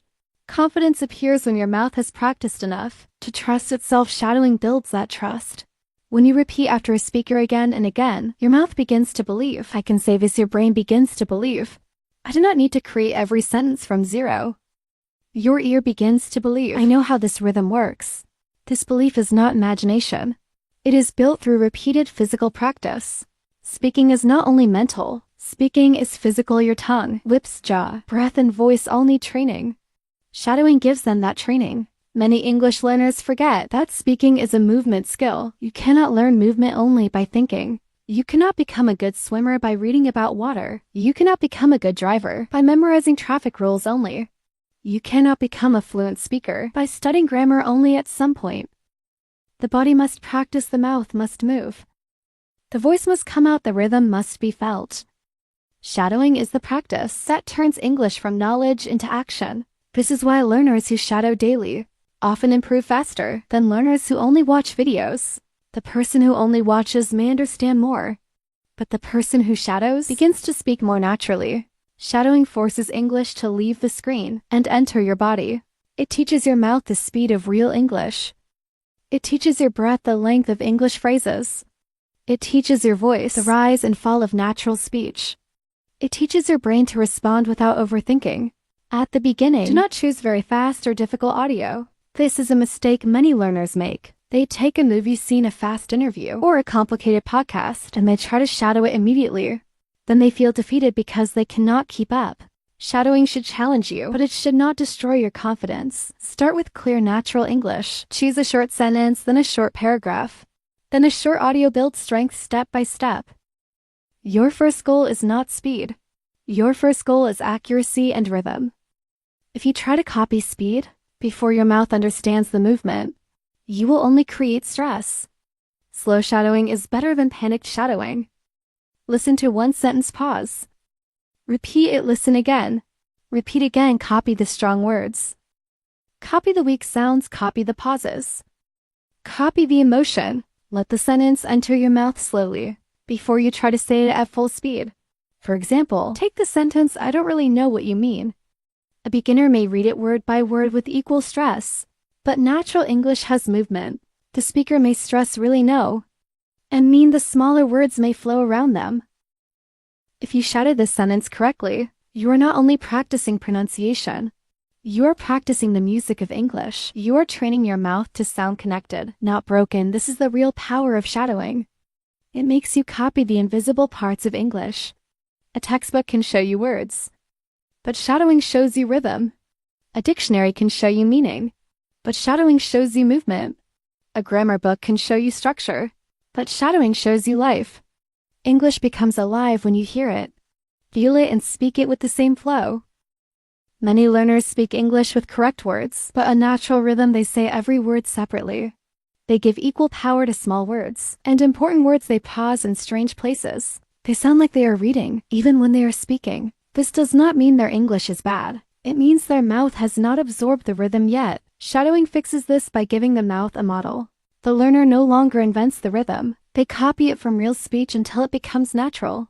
This is why you should shadow with emotion, not only with sound. If the speaker sounds excited, copy the excitement. If the speaker sounds serious, copy the seriousness. If the speaker sounds calm, copy the calmness. If the speaker sounds surprised, copy the surprise. This may feel strange at first, but it is powerful because real communication is emotional. If you only copy the words, your English may still sound flat.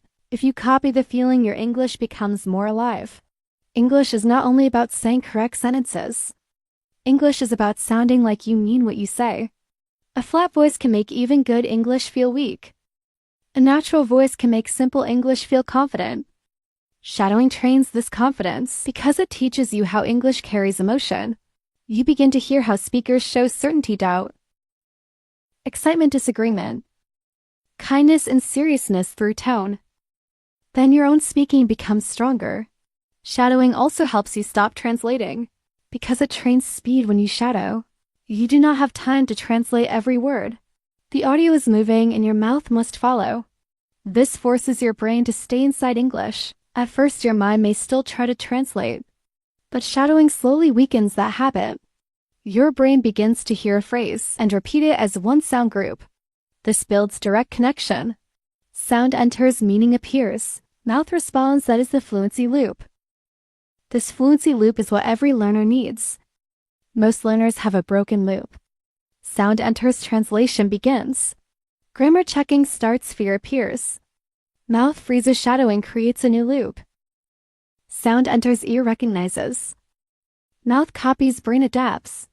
Confidence grows the more you shadow. The faster this loop becomes. Over time you begin to speak certain phrases without building them word by word. They come out naturally because your brain has repeated them many times. This is why shadowing should focus on useful phrases, not random sentences. Do not waste your training on sentences you will never use. Choose phrases that appear in real life. Phrases like, I know what you mean. That makes sense. I was just about to say that. Let me think about it. I'm not sure about that. It depends on the situation. That's exactly what I needed. I didn't expect that, and can you explain that again? These are useful. These phrases can become part of your speaking. When you shadow useful phrases, your brain stores ready-made speaking tools. Later in real conversation, you do not need to build everything from zero. Your mouth already knows the phrase. Your ear already knows the rhythm. Your brain already knows the meaning. This is how speaking becomes faster. Fast speaking does not come from thinking faster in your first language. It comes from having English patterns ready. Inside your mind, many learners freeze in conversation because they try to create every sentence from nothing. They search for grammar, choose words, translate ideas, and worry about mistakes at the same time. This is too much pressure. Shadowing reduces that pressure by giving you ready patterns. You practice them so deeply that they become automatic. Then when you meet them, they appear quickly. This is why shadowing is not only pronunciation practice. It is response training. It prepares your brain for real moments. When someone says something you understand, you need a response. If your mouth has practiced natural responses, through shadowing you will speak faster. You will not be perfect, but you will not be silent. And for many learners, breaking silence is the first real victory. Silence becomes a habit when the mouth is not trained. A learner hears English, understands some of it, but does not respond because the mouth feels unsafe. The brain says wait. Translate first, check grammar first. Don't make mistakes, don't sound foolish. By the time the learner is ready, the moment is gone. Shadowing trains the mouth to move before fear becomes too strong. It builds speaking courage through repetition. This does not mean you should speak carelessly. It means you should train your voice to trust English. Movement confidence is not the absence of mistakes. Confidence is the ability to continue. Even with mistakes, shadowing helps, because it gives your voice daily practice. A voice that practices every day becomes less afraid. A mouth that moves every day becomes less stiff. A brain that hears and repeats English every day becomes less dependent on translation. Another powerful benefit of shadowing is pronunciation awareness. Many learners cannot hear their own mistakes because their ear is not trained. They think they are saying the sentence correctly. But when they compare themselves with the speaker, they notice differences. Maybe their stress is wrong. Maybe they are pronouncing every word too separately.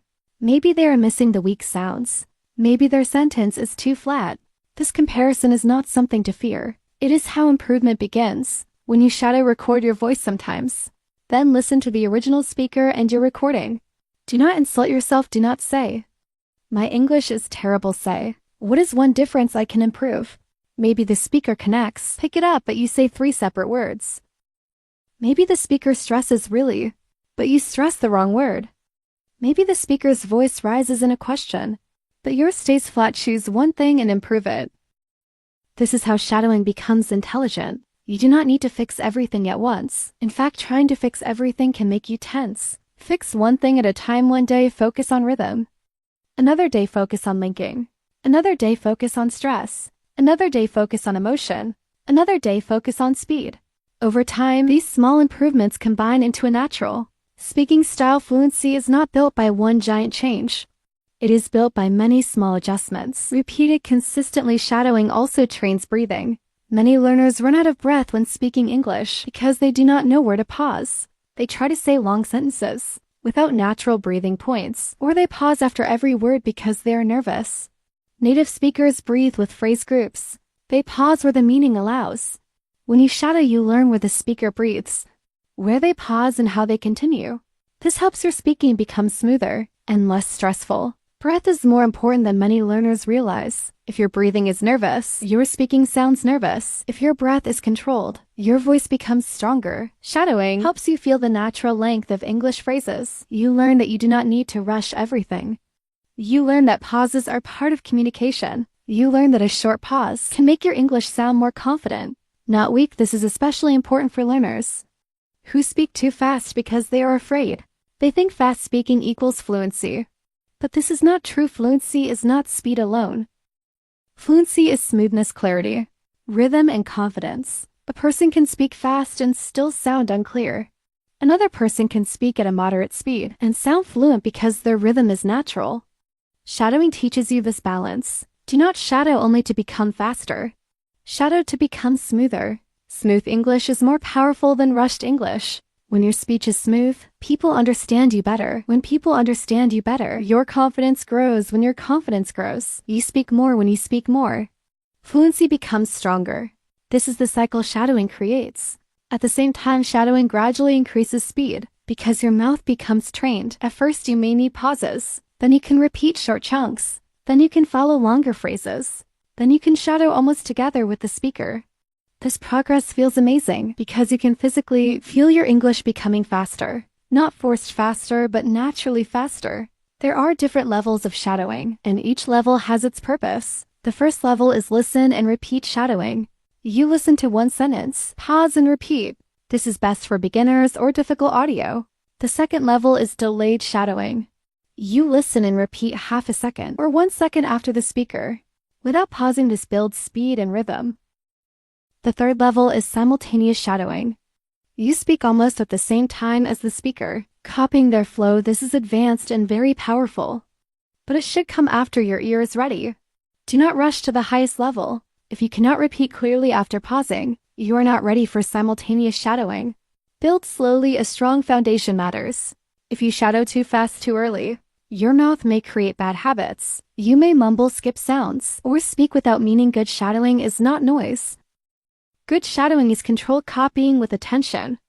Meaning must stay alive during shadowing.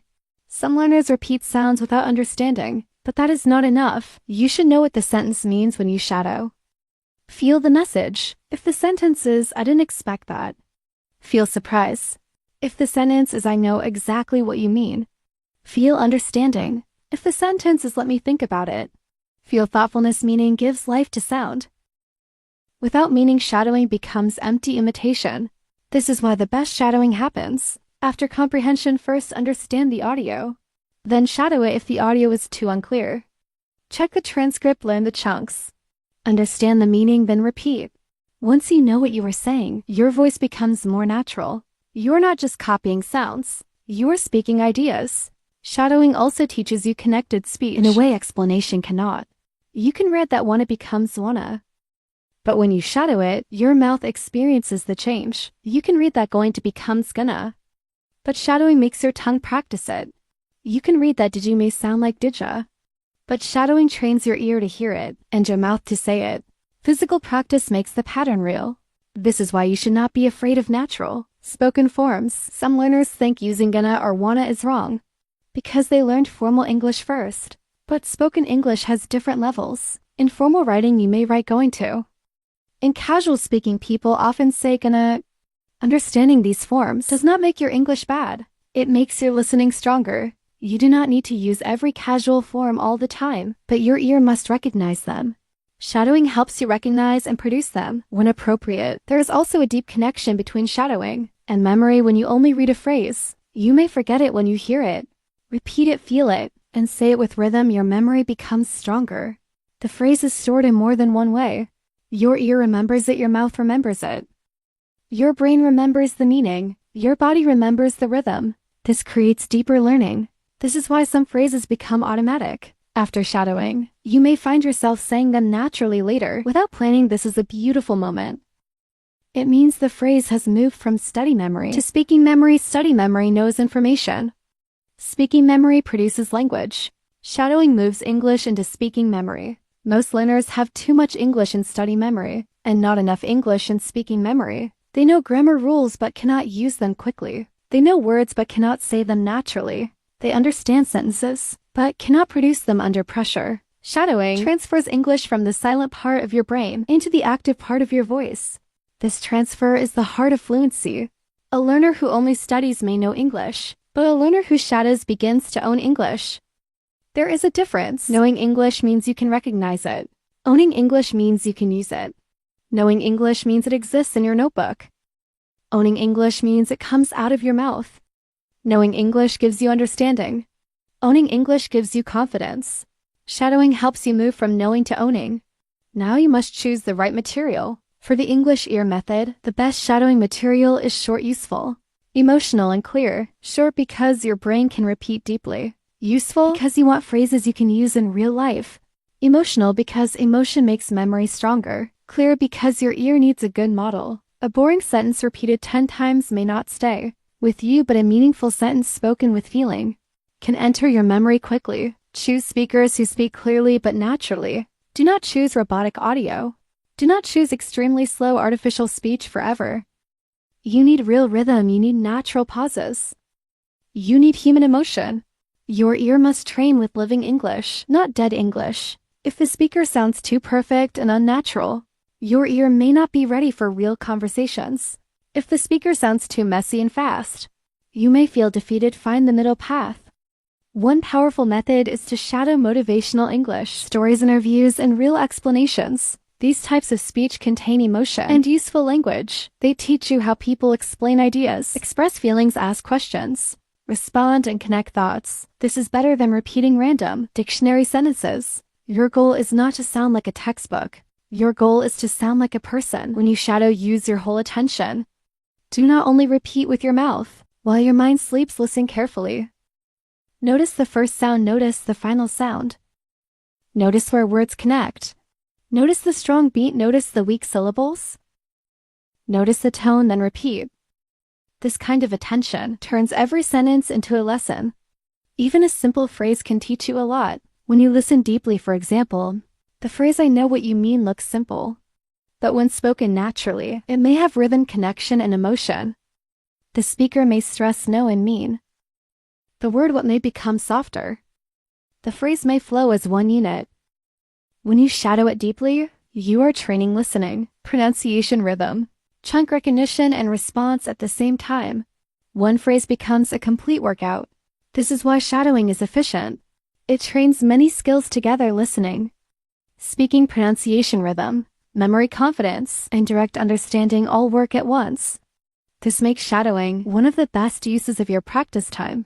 10 minutes of focused shadowing can be more powerful than 1 hour of passive watching because shadowing demands participation. It makes you enter the language, but there is a condition: you must do it consistently. Shadowing once or twice will not change your English.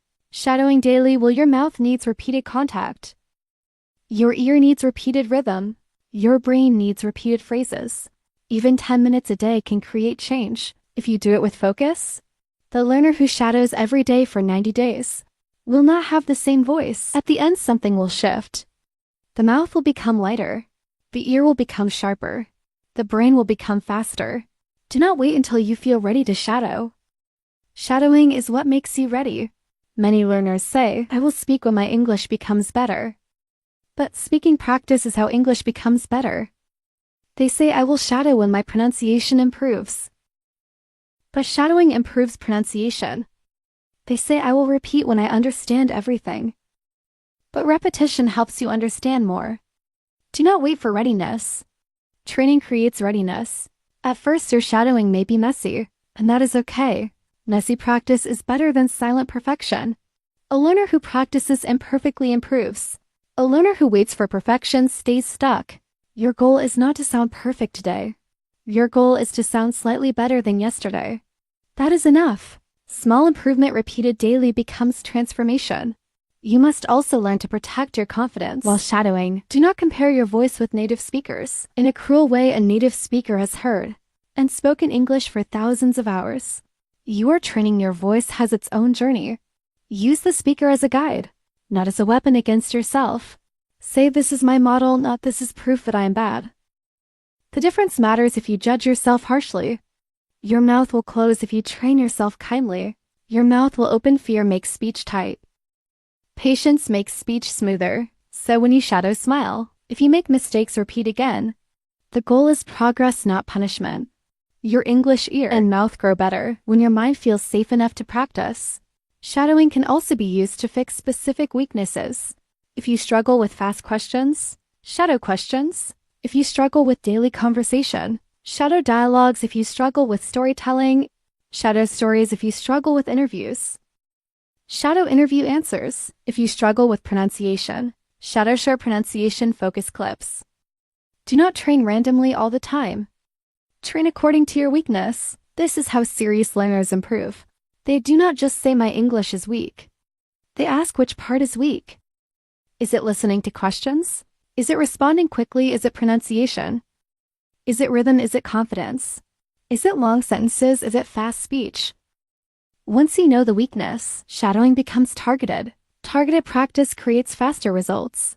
For example, if you cannot answer quickly, shadow short response phrases. Every day repeat phrases like, "That's a good question, I'm not sure, but I think let me explain it this way." "I see your point, I agree with you." "I don't think that's true, and can you say that again?" These phrases prepare your mouth for real conversation. They give you time, confidence, and structure. If you struggle to understand fast English, shadow short fast chunks slowly first. Then at normal speed, this teaches your ear and mouth how the fast version is formed. When your mouth can produce the chunk, your ear recognizes it more easily. This is a powerful secret.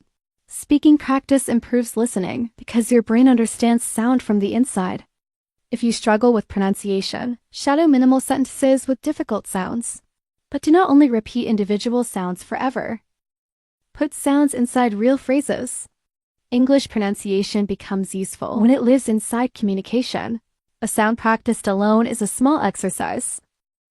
A sound practiced inside a real sentence becomes speaking power if you struggle with confidence. Shadow emotional speech. Choose sentences that sound strong, calm, and clear. Repeat them with confidence. Let your voice practice strength. Sometimes learners speak quietly, not because their English is poor, but because their confidence is weak. Shadowing, strong speech can help your voice become braver. Your voice learns what confidence feels like. This may sound strange, but your voice has memory. If you always speak English with fear, your body remembers fear. If you practice speaking English with calm strength, every day your body begins to remember calm strength.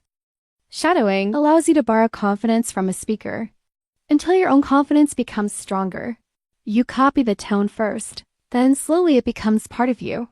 Shadowing also helps you build an English identity. When you hear yourself speaking English every day, even in practice, your brain begins to accept that you are an English speaker. This is very important. Many learners see English as something outside them.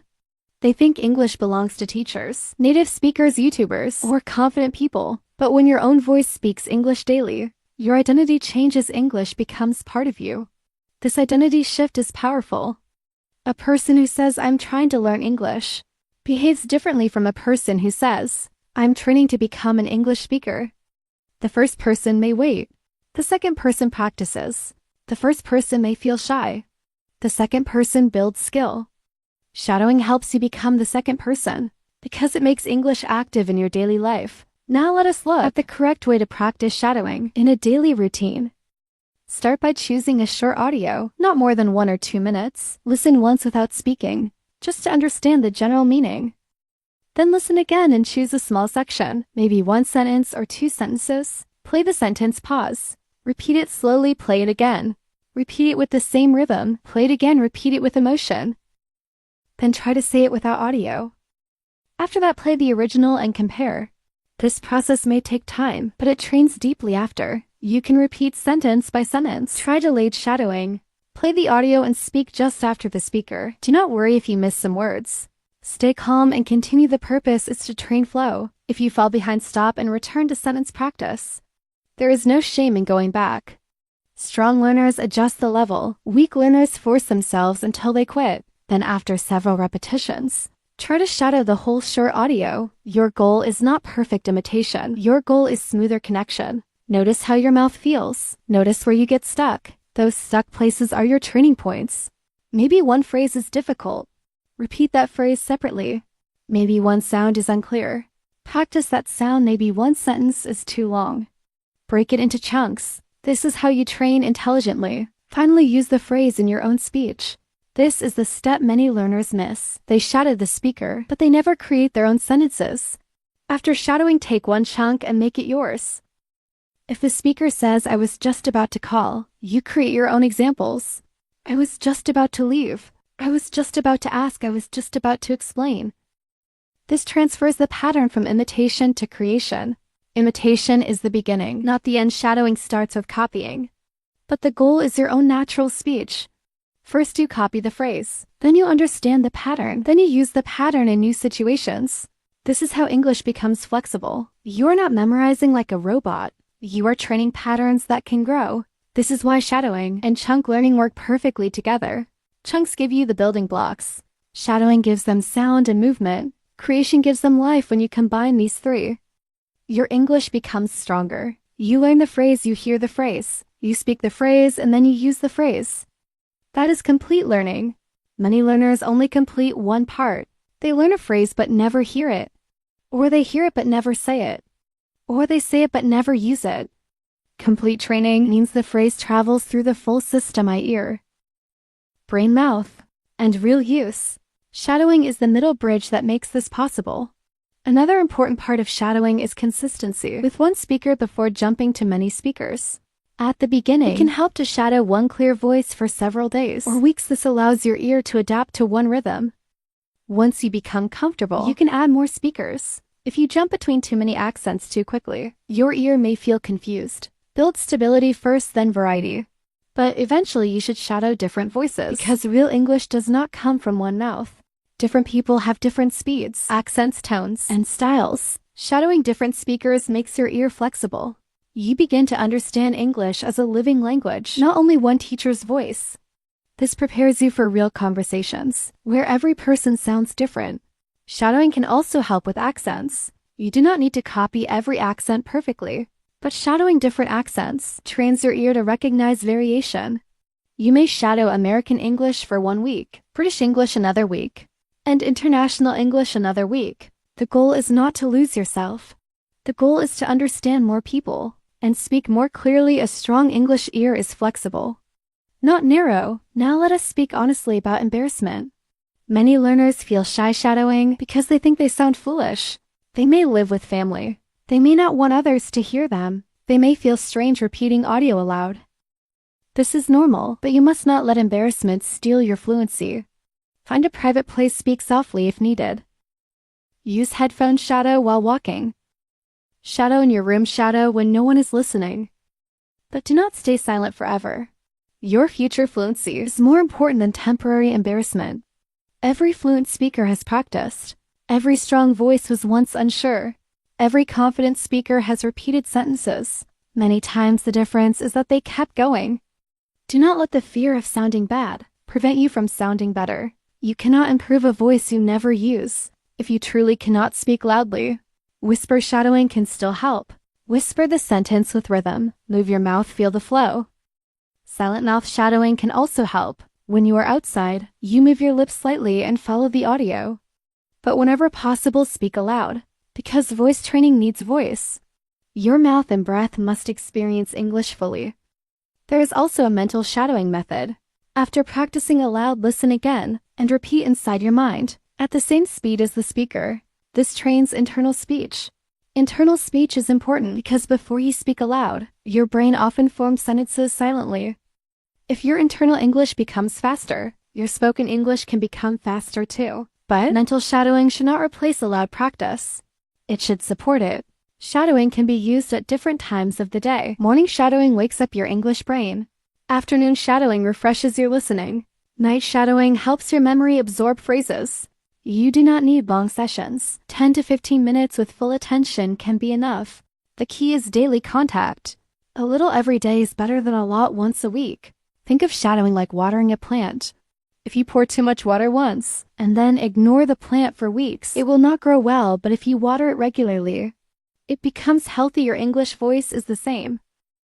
It needs regular practice. It needs sound, it needs rhythm. It needs repetition. Shadowing gives it that daily water.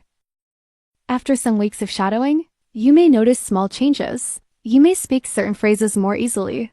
You may understand connected speech faster. You may pronounce words more smoothly. You may feel less afraid of hearing your own English voice. These changes may be small at first, but there are signs that the method is working. Do not ignore them. Small changes are the roots of big fluency. After some months, the changes become deeper. Your mouth begins to connect words naturally. Your ear begins to recognize phrases quickly. Your brain begins to respond with English chunks instead of translating everything. Your confidence begins to feel more stable. You may still make mistakes, but mistakes no longer stop you. You are becoming active. You are becoming an English speaker. This is why shadowing is not a temporary exercise. It can become a lifelong fluency tool. Even advanced learners can use shadowing to improve accent, rhythm, clarity, presentation, and confidence. Speakers, actors, presenters, and language learners all use imitation in some form, because copying a strong model is one of the fastest ways to improve performance. Shadowing gives you that model every day. But remember, shadowing must be balanced with real speaking. Do not only shadow forever and never speak your own thoughts. Shadowing prepares you, real speaking tests you. After shadowing, try to speak about the same topic in your own words, even for 30 seconds if the audio was about daily habits. Speak about your daily habits. If the audio was about confidence, speak about your confidence. Use some chunks you shadowed. This turns practice into communication. Communication is the final goal. You are not learning English to repeat audio perfectly. You are learning English to understand people, express yourself, share ideas, ask questions, tell stories, and connect with the world. Shadowing is powerful because it prepares you for that. It makes your ear sharper and your mouth ready. But you must eventually use the trained patterns in your own speech. Do not fear your own sentences. They may be simple, they may be imperfect, but they are yours. Shadowing gives you the sound of English, but your thoughts give it purpose.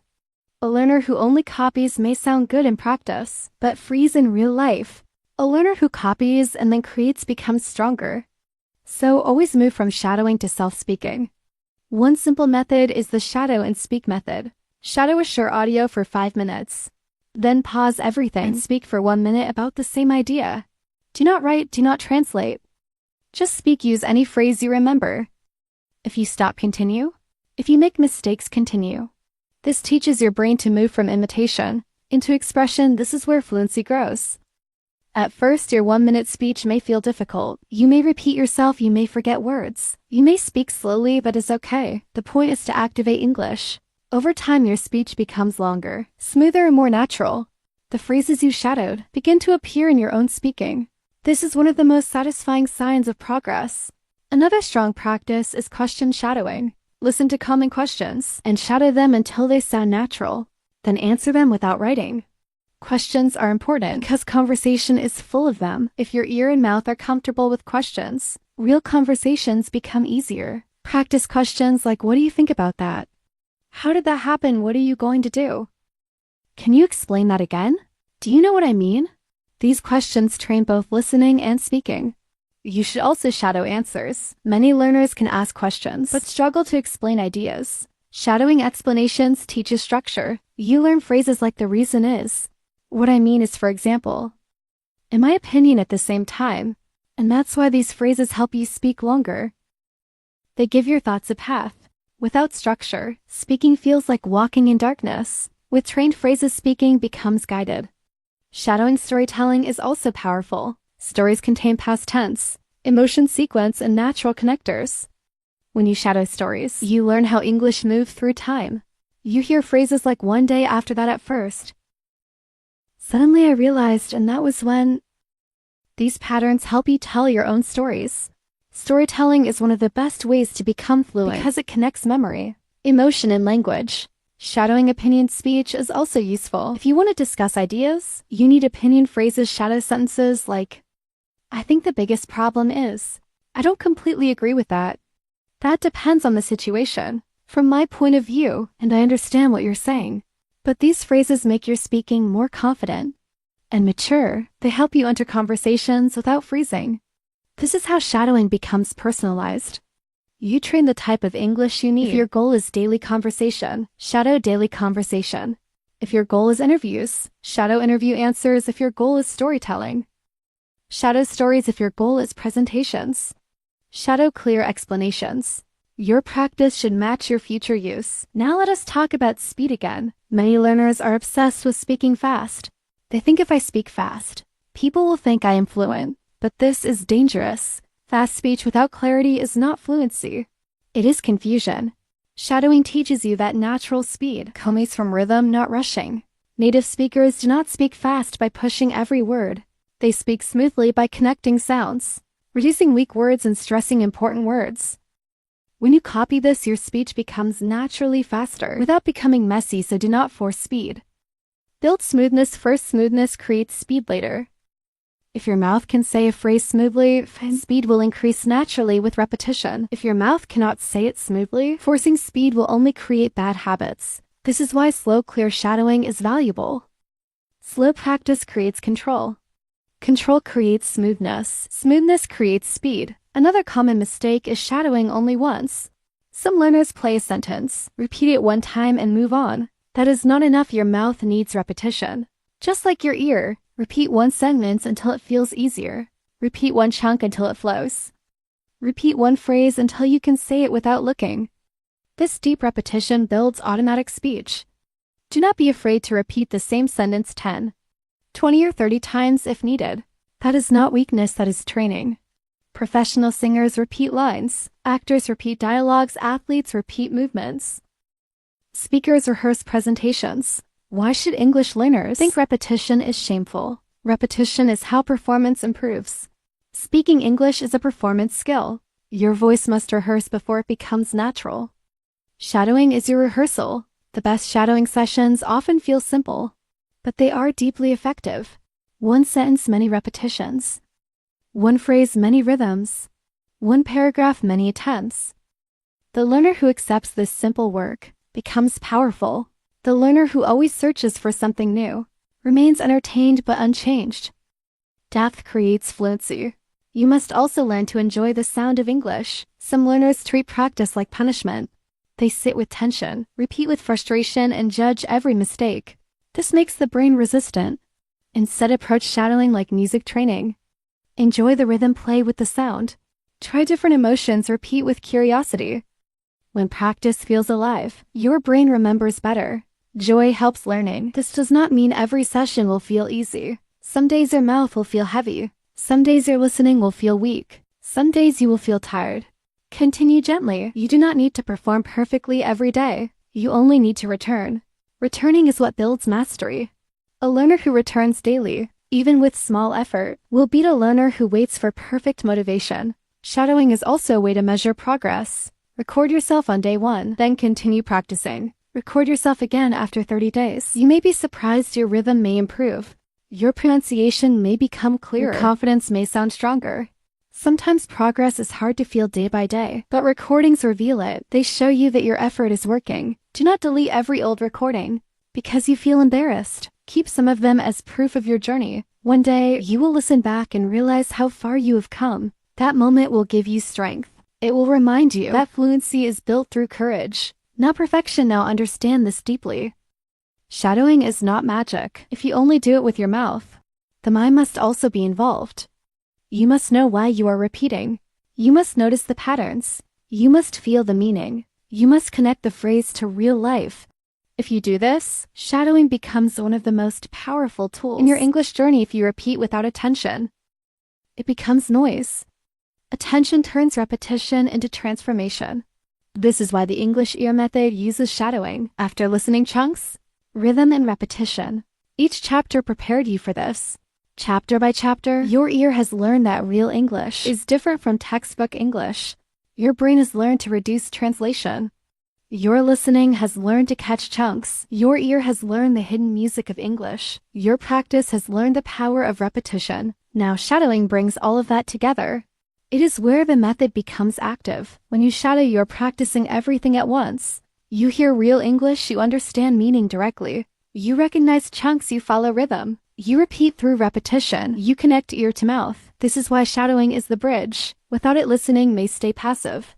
With it, listening becomes speaking power. Imagine a bridge between two lands. On one side is understanding. On the other side is speaking.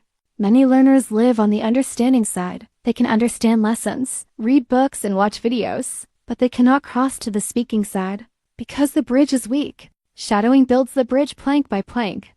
Every repeated phrase is one plank. Every copied rhythm is one plank. Every recorded practice is one plank. Every daily session is one plank. Eventually, the bridge becomes strong enough for your English to cross. This is the moment when your learning starts to feel different. You are no longer only collecting English. You are activating it. English stops being something you only recognize, and it becomes something you can produce. Your mouth begins to trust the sounds. Your ear begins to guide your voice. Your brain begins to think in phrases. Your confidence begins to rise because you are no longer waiting silently for fluency. You are building it with your own voice. At the end of this chapter, remember this golden truth. The English you only hear may help you understand, but the English you hear and repeat becomes part of you. Shadowing is how borrowed English becomes your English. It is how the speaker's rhythm trains your rhythm. It is how the speaker's confidence wakes up your confidence. It is how your ear teaches your mouth to move. Do not listen silently forever. Do not let English stay trapped inside your mind. Open your mouth, repeat the sounds. Copy the rhythm, feel the meaning. Train your voice, let your ear and mouth become partners. Let English move through you, not only into you one day. After enough shadowing, you will hear yourself speak a sentence naturally, and it will surprise you. You will wonder, where did that come from? It came from the phrases you repeated. It came from the rhythms you copied. It came from the daily practice. Nobody saw it. Came from the bridge you built between your ear and your mouth. That is the power of shadowing. It turns listening into speaking. It turns sound into confidence. It turns practice into fluency. And if you stay consistent, it will help you stop translating. Understand faster, speak smoother. And finally, feel that English is not only something you study. English is something your voice can carry. Chapter 7, The Daily English Ear Routine. The most powerful method in the world will not change your English if it only stays inside your mind as an idea. You can understand every secret in this book. You can agree with every chapter. You can feel motivated by every sentence. But if you do not turn this method into a daily routine, your ear will remain the same. Knowledge gives you direction, but routine gives you transformation. A learner who knows what to do, but does not practice will stay stuck. A learner who practices one small method every day will eventually pass. The learner who only collects advice. This is where many English learners fail. They do not fail because they are not intelligent. They fail because their learning has no system. One day they watch a grammar video. The next day they listen to a podcast. Then they memorize random vocabulary. Then they stop for 3 days. Then they return with guilt. Then they search for a new method. Then they feel motivated again. Then life becomes busy and the cycle repeats. This kind of learning creates movement, but not progress. It makes you feel like you are doing something, but your English ear does not. Receive consistent training. Your ear needs rhythm, not random effort. Your brain needs repeated signals, not occasional motivation. Your confidence needs proof, not only hope. That proof comes from daily training. Even a small routine repeated every day becomes powerful because it teaches your brain that English is not a temporary activity. English becomes part of your life. It becomes something your ear expects, your mouth practices, and your mind begins to trust. The English ear method is not asking you to spend your whole day studying. It is asking you to train with focus. Many learners think they need 5 hours a day to improve, and because they cannot give 5 hours, they give nothing. This is a dangerous mistake. You do not need perfect time. You need consistent time. 15 minutes every day with deep attention can change your listening. More than 3 hours once a week with a distracted mind. A strong English ear is built through small, daily contact, not one giant effort, but repeated contact, not panic practice before an exam, but calm practice every day. Not random videos, but focused listening. Not passive watching, but active training. Your routine must be simple enough to repeat, but powerful enough to create change. If your routine is too complicated, you will quit. If it is too easy and passive, you will not grow. The best routine is clear, short, repeatable, and deep. The first part of your daily routine is pure listening. Pure listening means you listen without subtitles. First, you give your ear the first chance.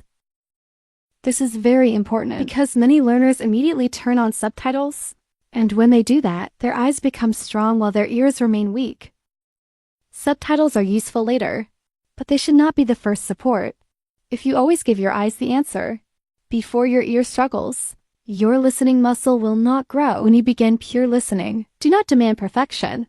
Your goal is not to understand every word. Your goal is to stay calm while English is moving. This is a skill many learners become tense. The moment they miss one word, their mind says, I missed it. I failed. I cannot understand. Then they stop listening to the next sentence because they are still angry about the previous one. This is how panic destroys listening. Pure listening trains you to stay present. Even if you miss a word, you continue. Even if you miss a sentence, you continue. You train your brain to follow the flow. Instead of freezing, choose a short audio. Not 10 minutes, not 30 minutes. Not a full movie scene. Start with 1 minute or 2 minutes. This is enough if you use it deeply. A short audio allows you to repeat, check, shadow, and master it. Long audio often makes learners feel productive, but they miss too much and train too little. A short audio gives your ear a clear target. It says, this is what we are training today. Listen once without subtitles. Ask yourself only one question. What is the main idea? Do not ask, did I catch every word? Do not punish yourself for missing details. Just catch the topic. Maybe the speaker is talking about confidence. Maybe they are explaining a problem. Maybe they are telling a story. Maybe they are giving advice. The first listening is for direction, not perfection. Then listen again without subtitles. This time try to catch familiar chunks. Maybe you hear, I think the problem is. To be honest at the same time. I don't know what I mean is, or that makes sense. Catch whatever you can. Every chunk you recognize is a victory. Do not ignore small victories. Small victories are how confidence grows. A learner who celebrates recognized chunks will continue. A learner who only notices missed words will quit. The second part of the routine is subtitle checking. This does not mean depending on subtitles. It means using subtitles as a mirror. After your ear has tried, now your eyes can help read the transcript or subtitles and compare what you heard with what was actually said. This is one of the most powerful moments in listening training because it reveals your real weakness. Sometimes you missed a sentence because you did not know the vocabulary. That means you need to learn the word or phrase. Sometimes you knew every word, but you did not recognize the sound. That means your problem is not vocabulary. It is spoken English recognition. Sometimes the words connected. Sometimes the sound became weak. Sometimes the speaker used a reduction. Sometimes the stress was different from what you expected. This checking stage tells you exactly what to train. Do not just read the subtitles and move on. Look for the reason you missed the sound. Ask, was it too fast or was it connected? Ask, did the speaker reduce a word? Ask, did I know the phrase but fail to hear it? Ask, was my brain trying to translate? These questions turn confusion into knowledge. Without checking, you may keep making the same mistake every day. With checking, every mistake becomes a lesson. For example, you may hear a sentence and miss the phrase, I was supposed to, when you check the subtitle. You realize you know all these words, but the spoken form sounded connected and reduced. Now you have found a training target. You do not need to feel ashamed. You need to repeat that phrase until your ear recognizes it. This is how serious learners improve. They do not say, I am bad at listening. They say, this is the pattern my ear needs today. The third part of the routine is focused repetition. After checking, return to the audio and listen again. This time your ear is not blind. It knows what to listen for. You will be surprised how many words become clearer after your eyes show your ear the answer. This is not cheating, this is training. Your eyes help your ear notice the sound, then your ear practices recognizing it without help. Listen to the difficult sentence several times. Do not rush if the sentence is too long. Break it into chunks, listen to the first chunk. Repeat it, listen again. Repeat again, then add the next chunk. Your goal is to make the sound familiar. The sound that was unclear must become recognizable. The phrase that disappeared must become catchable. The rhythm that confused you must become normal. This is where many learners quit too early. They listen again once or twice and say, still difficult. But ear training sometimes needs 10 or 20 repetitions. That is not failure, that is normal. Your brain is building a new sound connection. Give it time. Every repetition makes the path clearer. Every repetition tells your brain, this sound has meaning over time. The brain starts recognizing it faster. The fourth part of the routine is shadowing. After listening and checking, you must activate the audio with your mouth. Listening trains recognition, but shadowing trains response. If you only listen, English may remain inside your ear. If you shadow, English enters your voice. This is the bridge between understanding and speaking. Take one short sentence and repeat after the speaker. Copy the rhythm, copy the stress. Copy the connection, copy the emotion. Do not speak like you are reading. Speak like you are hearing. Let your mouth follow the ear. If the speaker says the sentence smoothly, do not break it into separate words. If the speaker stresses one word, stress it. If the speaker pauses, pause. If the speaker sounds serious, sound serious. This kind of imitation trains your whole English system. At first you may sound slow or unnatural. That is fine, your mouth is learning. Do not expect your voice to become smooth immediately. You are training muscles that may have never moved this way before. English has different sound patterns. From your first language, your mouth needs time to adapt. Shadowing every day gives it that time. The fifth part of the routine is chunk collection. Every day collect 3 useful chunks from your audio. Not 20, not 50, just 3. Many learners collect too much and use nothing. 3 chunks learned deeply are better than 30 chunks forgotten quickly. Choose phrases that are useful in real conversation. Choose phrases you can imagine yourself using. Choose phrases that carry meaning, emotion or response. For example, you may collect, I see what you mean. That's not what I expected. And let me think about it. These chunks are valuable because they are practical. After collecting them, do not just write them. Say them, listen to them, shadow them, use them in your own examples. Make them part of your speaking memory. A chunk is not truly yours until you can use it. If you only write it in a notebook, it belongs to the notebook. If you repeat it with your voice, it begins to belong to your mouth. If you use it in your own sentence, it begins to belong to your brain. If you use it in real conversation, it becomes part of your English identity. So after collecting a chunk, create your own examples if the chunk is.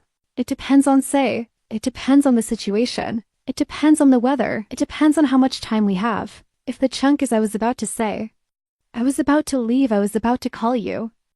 I was about to explain that. This is how one chunk becomes many sentences. This is how your speaking grows. Without memorizing grammar rules separately, The sixth part of the routine is meaning practice. This is where you train your brain to stop translating. Take one phrase and feel the meaning directly. If you hear "I'm running late," do not translate it. Imagine someone hurrying, checking the time and arriving late. If you hear "that makes sense," imagine someone understanding an idea. If you hear "I'm not sure," feel uncertainty. Meaning must become faster than translation. This practice may look simple, but it is powerful because it builds direct English understanding. Your brain has a habit of translating because that is how it feels safe. But the more you connect English sound with meaning directly, the weaker translation becomes. You are teaching your brain that English does not need to pass through another language before it becomes clear. The seventh part of the routine is self-speaking. This is where you stop only copying and begin creating.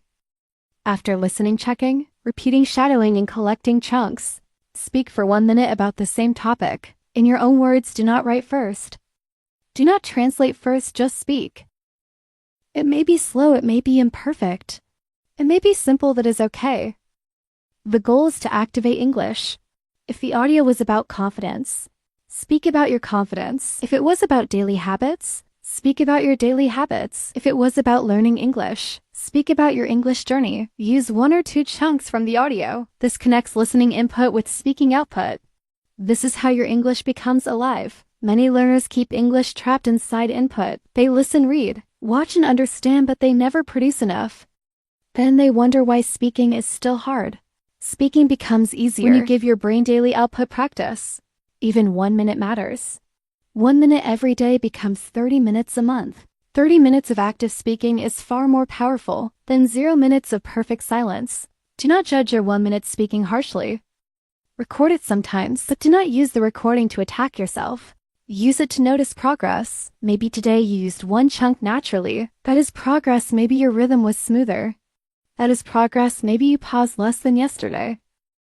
That is progress. Fluency grows when you keep returning, not when you speak perfectly from the beginning. Now, let us put the daily routine together in a simple flow. First, listen without subtitles and catch the main idea. Second, listen again and catch chunks. Third, check subtitles and find missed sounds. Fourth, repeat the difficult sentences. Fifth, shadow the speaker. Sixth, collect 3 chunks. Seventh, speak for 1 minute using those chunks. This routine trains your ear, your brain, and your mouth together. The beauty of this routine is that it does not need to be long. If you are busy, do it in 15 minutes. If you have more time, do it in 30 minutes. If you are serious, repeat the same audio for several days and go deeper each time. The routine can expand or shrink, but the method stays the same. Listen, check, repeat, shadow, collect. Feel meaning and speak. Consistency is more important than intensity. A learner who practices 15 minutes every day for 6 months will usually beat a learner who practices 3 hours once in a while. Why? Because the brain changes through repeated contact. Daily practice keeps English warm inside your mind. If you leave English for many days, the connection becomes cold, and every return feels like starting again. Routine keeps the connection alive. You must also protect your routine from perfectionism. Some days you will not have energy. Some days you will be busy. Some days your listening will feel weak. Some days you will feel bored. Do not quit because the session is not perfect. On hard days, do a smaller version. Listen for 5 minutes, shadow 3 sentences. Collect 1 chunk, speak for 30 seconds. A small routine completed is better than a perfect routine skipped. This is important because many learners destroy their progress with all or nothing thinking. They say, if I cannot study properly today, I will do nothing. This is how habits die. Strong learners do not think this way. They say, even if I cannot do everything, I will keep the chain alive. Keeping the chain alive matters. It tells your brain, I am still an English learner. I still train. I do not disappear. Your routine must become part of your identity. Do not say, I will practice when I feel motivated.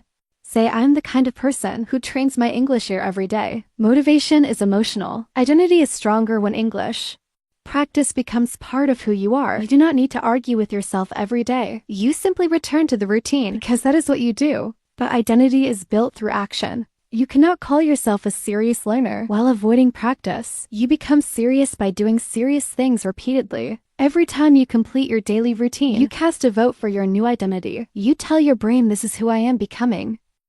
One day does not change everything, but many days change the way you see yourself. The English ear method is also about patience. You may not notice huge change in 3 days. Do not panic, your ear is growing quietly. The brain often improves before you feel it. It is collecting patterns, storing sounds, recognizing chunks, and building speed under the surface.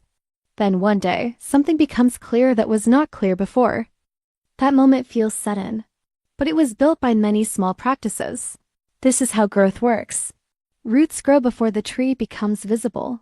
Your daily routine is growing roots. Every repeated audio is a root. Every shadowed sentence is a root. Every collected chunk is a root. Every minute of speaking is a root. At first, you may not see much above the ground, but if the roots are strong, the tree will rise. Do not dig up the roots every day to check if they are growing. This is what impatient learners do. They practice for 2 days and ask, "Am I fluent now?" They listen for 1 week and ask, "Why do I still miss words?" They shadow for 10 minutes and ask, "Why do I still sound different?" This impatience creates frustration. Trust the process, train daily. Measure progress after weeks and months, not after every single session. A good way to measure progress is to return to old audio. Choose an audio that feels difficult today. Save it, train with your routine. After 2 weeks, listen again. After 1 month, listen again. You may notice that it feels easier. This gives you proof sometimes you do not feel progress because you keep choosing harder material. Returning to old material shows you how far your ear has come. Another way to measure progress is to count recognized chunks. In the beginning, you may catch only a few. After daily training, you will catch more. You will start hearing phrases everywhere. I see what you mean at the same time. The thing is to be honest. I was about to, that's why it depends. These phrases will begin to jump out of the audio. This is a sign that your English ear is waking up. Another sign of progress is reduced panic. Maybe you still miss words, but you no longer freeze. That is progress. Maybe you do not understand everything, but you can follow the main idea. That is progress. Maybe fast English still challenges you, but it does not scare you like before. That is progress. Confidence is not only understanding. More confidence is staying calmer while learning. This matters because listening confidence changes everything. When you are calm, your brain can process more. When you panic, your brain shuts down. The daily routine trains calmness through familiarity. It tells your mind we have a method. We know what to do. Missing words is not the end. This calmness helps you stay with English longer, and the longer you stay, the more you understand. You must also create a listening environment that supports your routine. Do not always practice with noisy distractions. Give your ear focus time. Use headphones if possible. Choose a quiet place, sit or walk with attention. Treat the routine like training, not background noise. English deserves your presence because your brain learns better when your attention is present. At the same time, you can use background listening for extra exposure while walking, cleaning, or relaxing. Play English you have already studied. This is important. Background listening works best with familiar audio. If the audio is completely new and difficult, your mind may ignore it, but if you already trained it, background listening strengthens the patterns. It keeps the sound alive in your brain. So use 2 types of listening. Focus listening for training. Background listening for reinforcement. Focus listening is where you improve. Background listening is where you stay connected. Together they create a strong English environment. Even if you live in a place where people do not speak English, around you you can build your own English atmosphere. Through repeated sound, your phone can become your classroom, but only if you use it wisely. Many learners use their phones to scroll for hours, but say they have no time for English. The truth is not always lack of time. Sometimes it is lack of control. Give English a fixed place in your day. Morning after waking, night before sleep. During a walk after lunch. Before work, choose a time and protect it. Do not wait for a perfect mood. The routine must be stronger than mood. Some days you will feel excited. Some days you will feel lazy. Some days you will feel tired. The routine does not ask your mood for permission. It only asks for a small action. Press play, listen. Repeat, shadow, speak. That is how discipline is built, but discipline should not feel like self-punishment. Make your routine enjoyable. Choose topics you care about. If you like personal growth, listen to Personal Growth English. If you like stories, listen to stories. If you like business, listen to Business English. If you like travel, listen to Travel English. Interest gives energy to attention. When the topic matters to you, your brain listens better still. Do not choose only entertainment. Choose useful English. The best content is interesting and practical. It gives your ear real sound and your mouth real phrases. Your goal is not only to enjoy English, your goal is to become stronger in English. Enjoyment helps you continue, but training gives you results. You should also balance easy, medium, and difficult listening. Easy listening builds confidence. Medium listening builds growth. Difficult listening builds strength when used carefully. If everything is easy, you may feel comfortable but not improve deeply. If everything is difficult, you may feel defeated. The daily routine should mostly use medium material, with some easy review and some difficult challenge. Easy review is important because it reminds your brain that you can understand English. Many learners only attack themselves with difficult content, and their confidence becomes weak. Listen sometimes to audio you understand well. Shadow it smoothly, feel your progress. Confidence needs success. Then return to challenging audio with more strength. Difficult content should be used like heavy weight. In the gym, not all day. Not without control, use short pieces. Repeat deeply, do not judge yourself if you miss a lot. Difficult audio shows you future training areas. It is not proof that you are bad. It is proof that there are more patterns to learn. Another important part of your routine is review. Do not collect chunks and forget them. Review yesterday's chunks before learning new ones. Review last week's audio, review difficult phrases. Review is what turns short-term learning into long-term ability. Without review, your notebook becomes a graveyard of forgotten English. With review, your notebook becomes a garden that keeps growing. Review does not have to be long. Take 3 old chunks and say them aloud. Use them in new sentences. Listen to an old audio once. Shadow a paragraph you practiced before. These small review moments strengthen memory. The brain keeps what it meets again. If you want English to stay, bring it back repeatedly. You can also create a personal phrase bank. This is not a normal vocabulary list. A phrase bank is a collection of useful chunks you want to understand and use. Write phrases, not single words. Right, I'm looking forward to it. Not only forward, right? That's not what I meant. Not only meant right. I have no idea. Not only idea. Phrases are closer to real speaking than isolated words. Do not let the phrase bank become too big and dead. Keep it alive by speaking from it every day. Choose a few phrases and use them in your self-speaking. The phrase bank should feed your mouth, not only decorate your notebook. If a phrase never enters your voice, it is not fully learned. Your routine should also include days of lighter practice. This prevents burnout. Some learners start with extreme energy and practice too much, then quit. Do not burn yourself. Build a routine you can continue. English fluency is not a one-week challenge. It is a long journey. The best routine is the one you can repeat for months. Consistency beats intensity. If you miss a day, do not destroy yourself with guilt. Return the next day. Many learners miss one day and then disappear for weeks because guilt becomes heavy. Do not let one missed day become a broken identity. A serious learner is not someone who never misses. Serious learner is someone who returns quickly. Return without drama. Press play again. Continue. This mindset protects your long-term growth. Perfectionism says, I missed a day. I failed. Discipline says, I missed a day. I returned today. Choose discipline.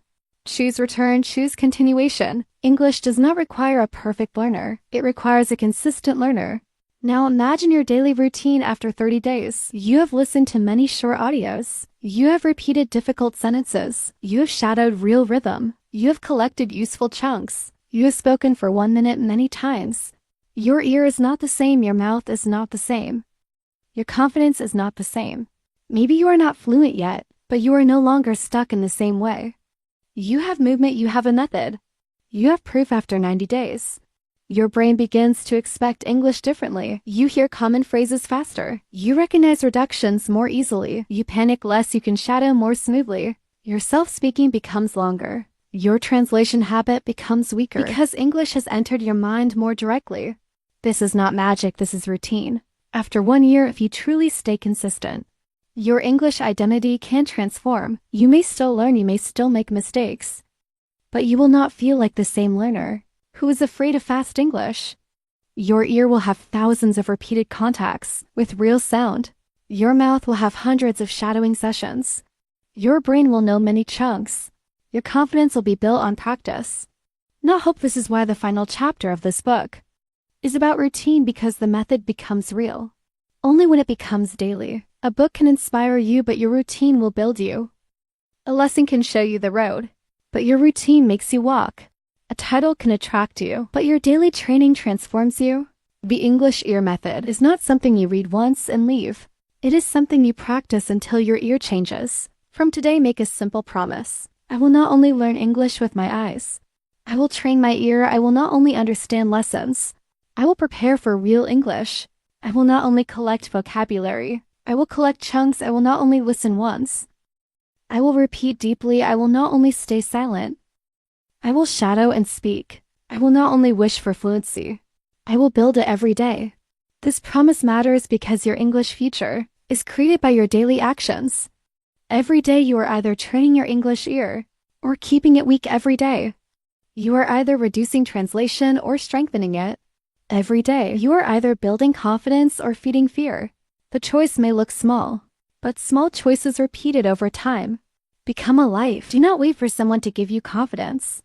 Build it with your routine. Do not wait for native speakers to slow down. Train your ear to become faster. Do not wait for English to become easy by itself.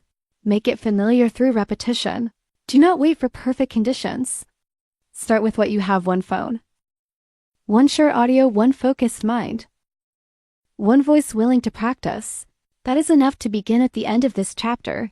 Remember this golden truth: fluency is not built in one emotional moment. Fluency is built in quiet, daily practice. The world may not see you repeating one sentence 10 times. Nobody may clap when you shadow a paragraph. Alone in your room, nobody may notice when you collect 3 chunks before sleeping. But your brain notices, your ear notices. Your mouth notices, your future self will notice.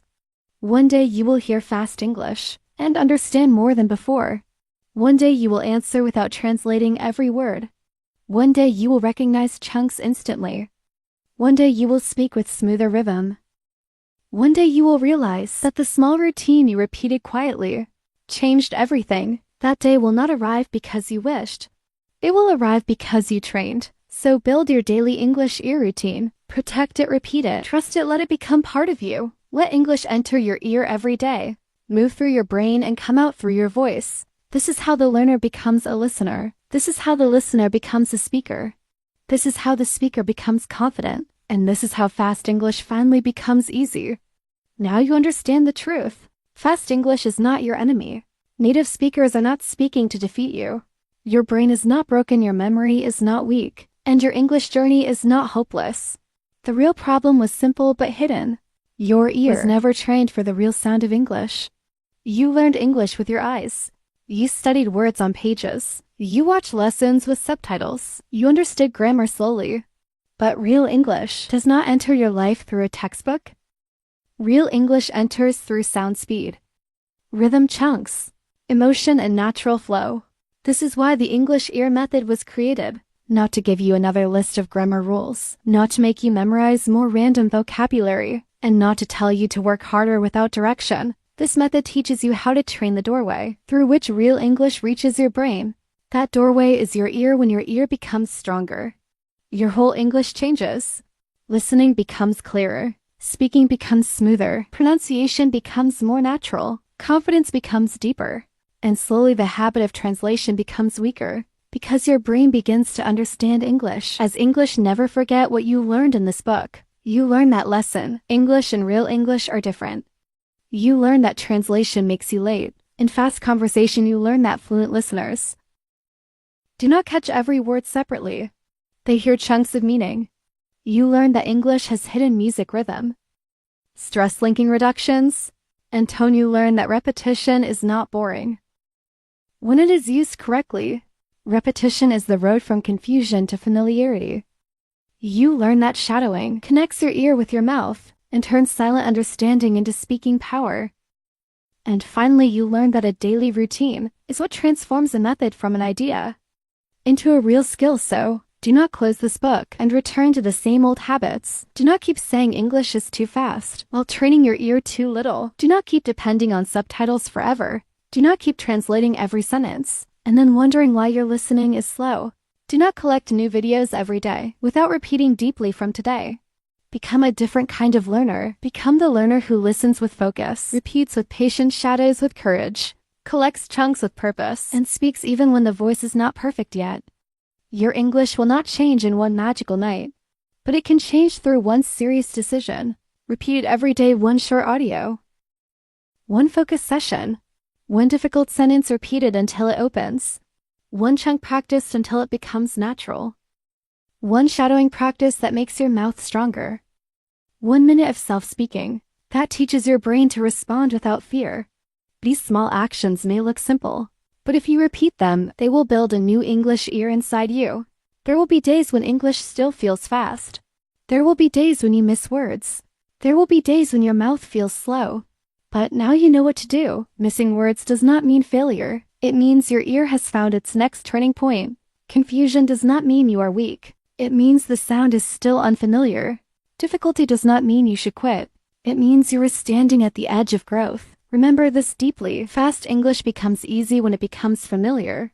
And English becomes familiar when you stop running away from the same sound and start training it again and again. The sentence that confuses you today can become clear. The phrase that disappears today can become automatic. The speaker who feels too fast today can become understandable, but only if you stay with the process long enough. Your goal is not to become perfect. Your goal is to become present.